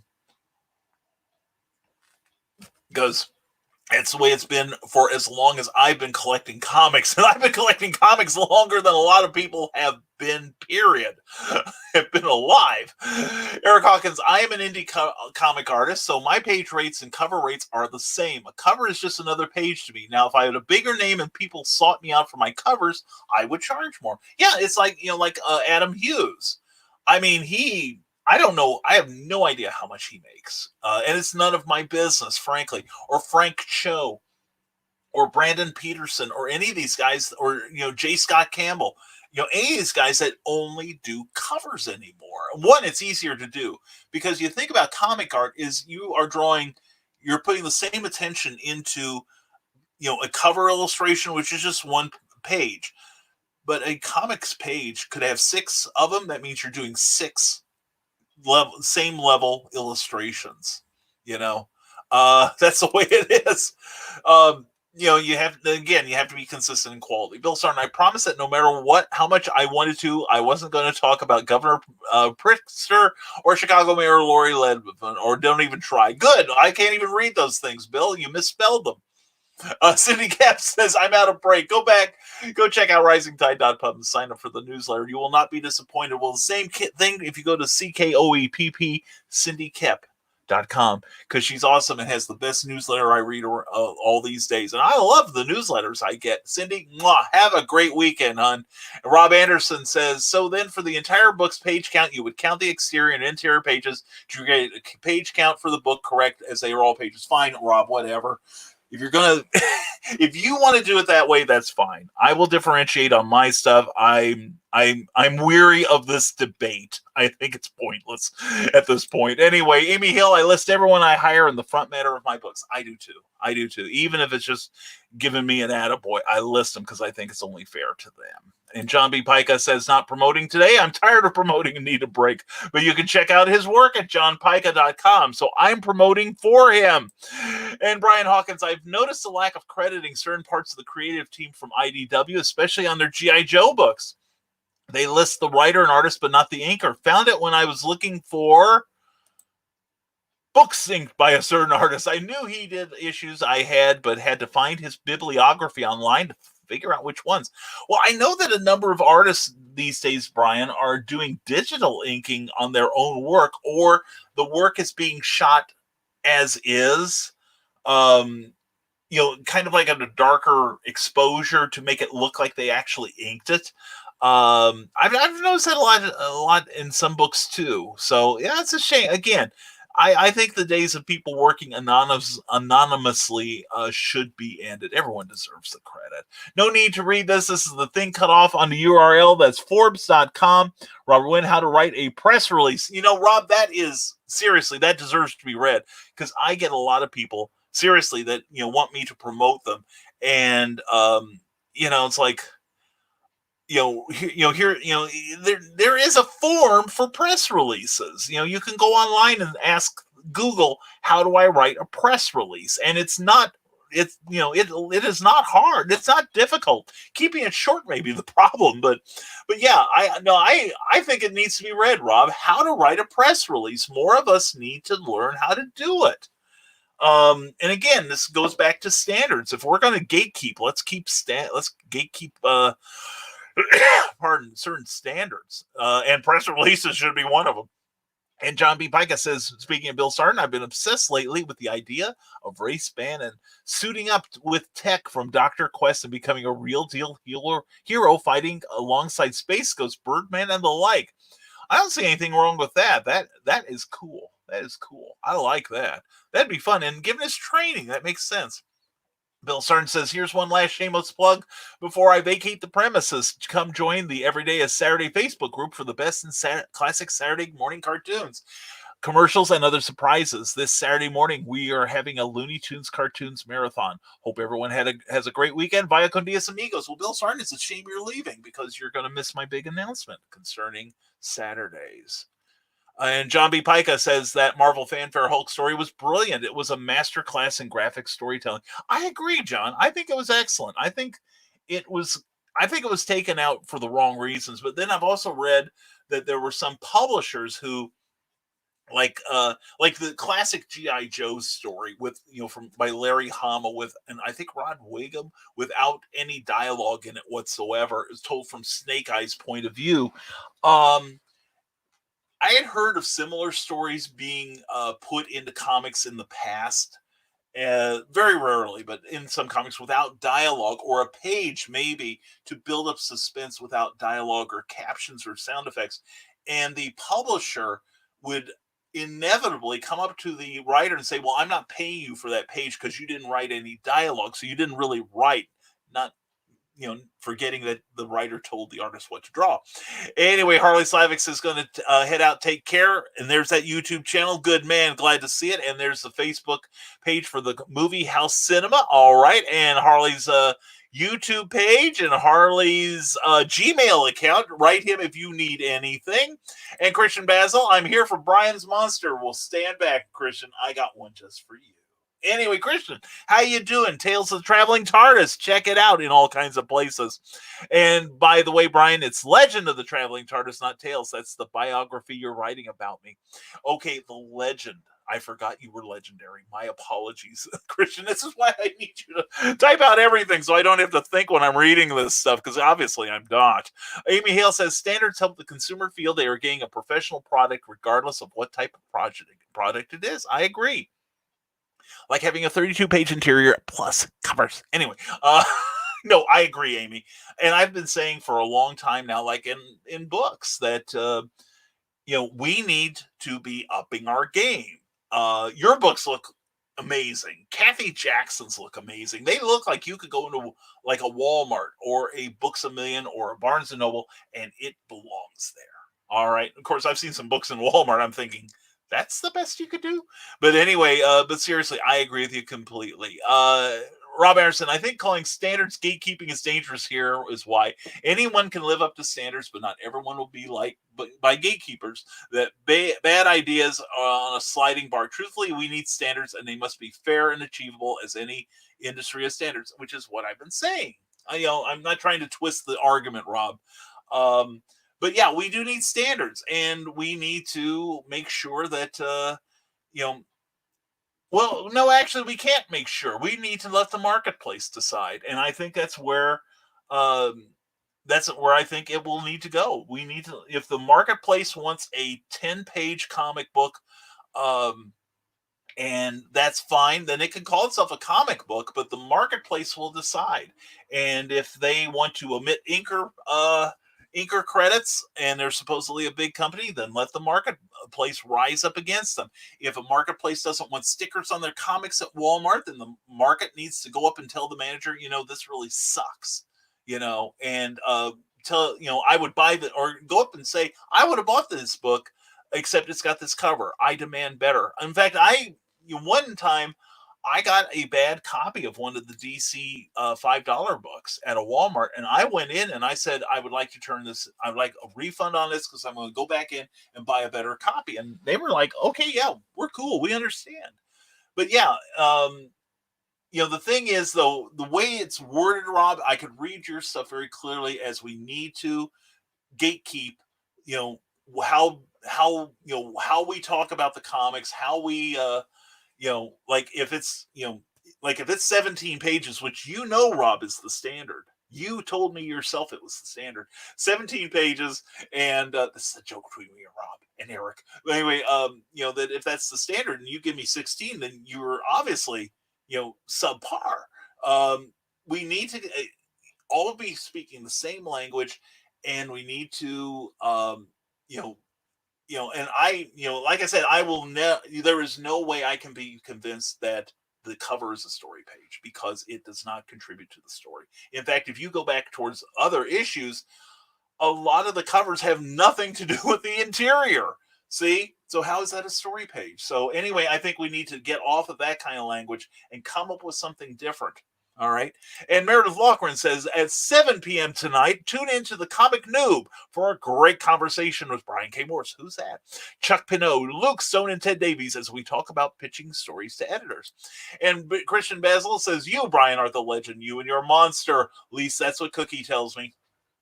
As well she should know. And Meredith. And wait a minute, this is starting to sound like I'm some sort of... Well, I am. Anyway, thank you, Christian. You are legendary, my man. You are awesome. And Rob Anderson says, I think calling standards gatekeeping is dangerous here. Okay, I apologize. I said this on my browser crashed. Okay, we'll read it again then. Because I thought telling me the same thing isn't going to convince me, Rob. You should know that. I think calling standards gatekeeping is dangerous here is why. Anyone can live up to standards, but not everyone will be liked by the gatekeepers. Those are based on ideas that are kept on a sliding bar. Truthfully, we need standards. They must be fair and achievable, as any industry has standards. And the thing is, that is why I am arguing that the cover cannot be considered a story page, because it does not contribute to the story. It may take a moment from it, just like like a trailer takes moments from the movie it is advertising. But could a movie maker then say, well, that's my movie right there? I mean, it goes on all the time on YouTube, where they release a trailer and think they're done for the day. But no. And Rob, we need to also word it in very, very careful language, so it doesn't sound like we are saying, okay, this is our standard, because we have already seen somebody who produces what I've heard is a very good product in the independent community as far as comics go, suddenly say that, okay, these have to be the rules of debate, that only these people must participate in it, and that only these this page count is to be officially considered a comic.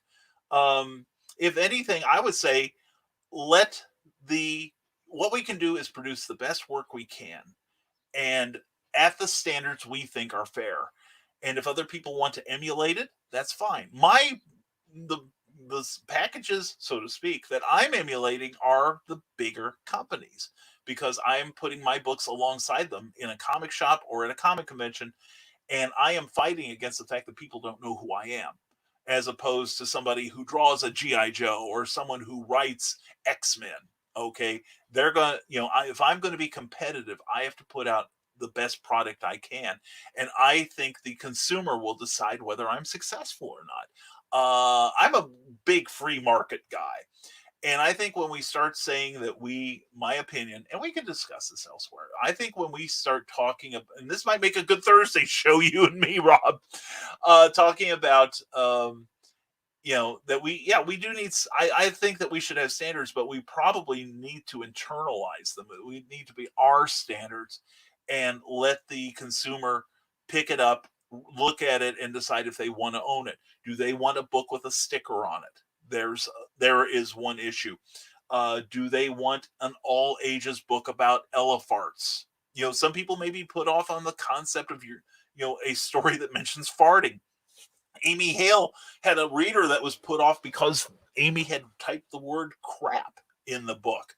And that wasn't the worst word she used in that book either. So I'm wondering if maybe let the marketplace decide what the standards are. And if somebody wants to call their cover part of the story, let them. Because here's the thing, Rob, what are we going to do if they don't? So there's my debate. I'm trying to close this off, Rob. And exactly, the marketplace is the fan, and if the fan understands the standard, then they can make informed decisions, perfectly worded. Well, there we go. That is good. That is good. And the thing is, that too is subjective, because there are a lot of comic books out there that sell every month that I can't even read, that I think they're awful. I really do. So there, I have voted with my dollar, which is really the ultimate judge. See, Rob, I think we're in lockstep. Once again, it was a tough 2 hours, but by God, we are friends again. We've come together. We were never not friends. I love you, Rob. You know that. And Brian Hawkins, I remember seeing Jim Steranko talk about Marvel not wanting to pay him for the writing of an issue of Nick Fury because of no dialogue. That was the one I was trying to remember. Thank you, Brian Hawkins. That was the one I was trying to remember. And I remember that book. I think it was the Where is Scorpio issue from Nick Fury #1. And it was all very beautifully, silently told. I mean, Steranko's a terrific storyteller at the heart of his work, and Martin Goodman didn't want to pay him for it because there was no dialogue on it. So Rick Bradley says, "So how about those comics, huh?" Yeah, right. Yeah. So anyway, the cafe has ended. So anyway, programming notes. Now this is big. This is big, and I am actually going to. You can keep commenting, but at this point, I am going to try to limit this because I have something I have to do, which also speaks to something I have to do right now. So please indulge me. In fact, I am going to turn off your comments from my view so that I can say this, because this is important. This is going to influence you guys tomorrow. Tomorrow is going to be the last Saturday show for Nevermind the Furthermore. It has nothing to do with our numbers. Our numbers are, they vary up and down based on what I've discussed this with Rob and Meredith. I think it's Facebook throttling us. We have had some problems with Facebook suppressing messages based on criteria that change constantly. Now, am I abandoning Facebook? No, I'm not. In fact, now that I'm on YouTube, hope y'all are happy now, YouTubers. What's going to happen is Saturday is going to be not starting tomorrow. We will be here tomorrow, but starting in June, we will no longer have Saturday broadcasts of Nevermind the Furthermore, unless I do something new, in which case it will be on YouTube. Because eventually we want to migrate at least one or two of the shows we do onto YouTube, and it's going to be something where I have a very special reason to be here, to be broadcasting. We started the daily Nevermind the Furthermore with the intent of giving everyone something to do, somewhere to go, someone to be with, someone they can vent. So if Robert Beatty doesn't like the governor of Illinois, he can say so. If Rob Anderson wants to count covers as interior story pages, he's welcome to do so, and I love him for it. I seriously do. It was a good conversation to have, Rob. Even if I got a little heated, and I apologize. Or if Meredith wants to talk about the Comics Noob, or you have a project you want to promote, that's the sort of thing. That's what the show is for, and that's why, Rob, I don't think I started too long after you did. I think we started about the same time. Rob did his 70th consecutive day of broadcasting yesterday, and he does a hell of a lot more and a hell of a lot better than I do. I will tell you that right now. So check out OnCons today. There's a lot of great programming on there. But the thing is, during this time, if anything, our participation has been growing, which is why I'm falling so far behind the numbers, and I don't want to change that. I will risk being a half hour behind in reading comments if it means we're having a discussion like Rob and I just had, which I think was fun. I think people will enjoy it. So anyway, and Christian, I see your comment. No more Saturdays. You're cheating on me again, aren't you? No, you sexy dog. I'm saving myself for you. You know what I'm saying? Anyway, I'm an old man. I wear out easily. But anyway, no. One of the reasons why is that this show takes time. Even though I come in with no notes, no agenda. Well, I do come in with notes. I have a planner where I, talk about shows that are coming up. But the thing is, our Tuesday night shows are taking a lot more time to plan. Plus, we're going to start doing Thursday shows for at least a certain amount of time on OnCon. See how that goes, and that's taking a lot of time. Plus, I'm getting a lot of people. We're having to field a lot of requests to be on the air, and we're getting so much now that I'm actually having to pick and choose, which is a good place to be. And and I want to put more attention into what we do to make it look and sound better. Because we are going to do some stuff on YouTube. We are going to do more stuff on YouTube. And so eventually, Nevermind the Furthermore may, at least some special shows will be on YouTube only. All right. Because Facebook doesn't want you to leave, which is why if you post a link to your book on Amazon and nobody sees it, that's why, because YouTube doesn't want you to leave. It's like Walmart. That's why they sell groceries. That's why they sell baby shoes. That's why they sell fertilizer. They don't want you to leave. They want you to get everything there. All right, including your comic books, apparently. Also, we have fallen behind on many of our creative projects that we hope to have done by the end of the year. But between being a counsel to many people and helping people with their projects and promoting them and just trying to keep the household together and supporting Cookie and supporting my friends, it's taking a toll on me. I can't keep this going much longer. And so something has to give, and I need to write. That's how I make a living. And I feel, I'll be honest, I feel like shit saying this. I really do. Pardon my language. And I hate having to pull back at all, but I have to for my own sanity. So I am going to drop one channel one day. And so I'm sorry I have to do it. I really am. But it has to be done because I gotta get stuff done. I should have had Aquatic out by now. I should have had a short story I'm writing for Charles F. Millhouse done, but I can't do it because 2 hours taking messages, which I don't want to stop. But because people are sharing things with me, and I love sharing part of my thing with my life with them.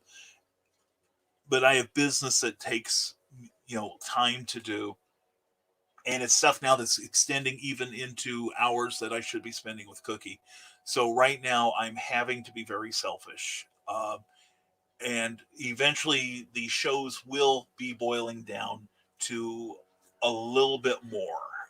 This I need to make this more manageable. So probably within a month I will have a set schedule, so you'll know where I am. Plus, I will appear on other shows as needed. But as of right now, the shows I have need a little bit more attention. And I've discussed this with other people involved in the network here, and now I'm talking to you because it's going to influence you too. So tomorrow will be um, the final. Nevermind the Furthermore for the foreseeable future. On Saturday alone, we will still be here Sunday to read Sandestein, and we will still be here Sunday through Monday until I winnow maybe another show, depending on how it works with Saturday. So anyway, that's what I have to do. And like I said, I'm not even looking at my iPad right now at any of the comments, and I know this is with any luck, it's disappointing a couple of you. And and I feel bad because it is one less chance for you to get your message to other people, which is what our primary mission is, aside from bring Cookie home. But for professional sake, I have to cut back. And so Saturday was the most logical choice. So I'm taking back my Saturdays, and I hope you'll forgive me. And we hope you'll be here tomorrow for another Nevermind the Furthermore with me. And please, I'm not doing this for attention. I'm not doing this as any sort of cry for help, because this is what's going to happen. And I've discussed this with the people that means a lot to me, and they've all said, yeah, do this thing. So with a heavy heart, I must say that tomorrow will be the last for the foreseeable future Saturday, never mind the furthermore. And we hope you'll support all of our ventures. We'll still be here Sunday through Monday, or Sunday through Friday. Okay, I'll get it right. Sunday through Friday, from the foreseeable future on. And we hope you'll support Meredith Logren and Comic Snoop tonight at 7.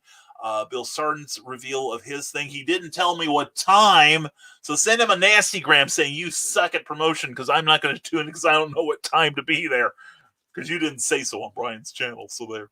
So anyway, we are taking our leave of you today, and we're going to probably maintain radio silence for the rest of the day. So until I'm on at 7 p.m. on the Geek Insider page here on Facebook and on geekinsider.com, where I'll be appearing with Meredith Logren and a panel of other really cool people to talk about submitting your ideas to a publisher. I think it's something, whether you're in comics or in prose, that you're going to hear things you will need to know. Bring a pad and paper and something to write with, because you're going to be taking notes. Anyway, folks, have an excellent day. Thank you all for being here so far.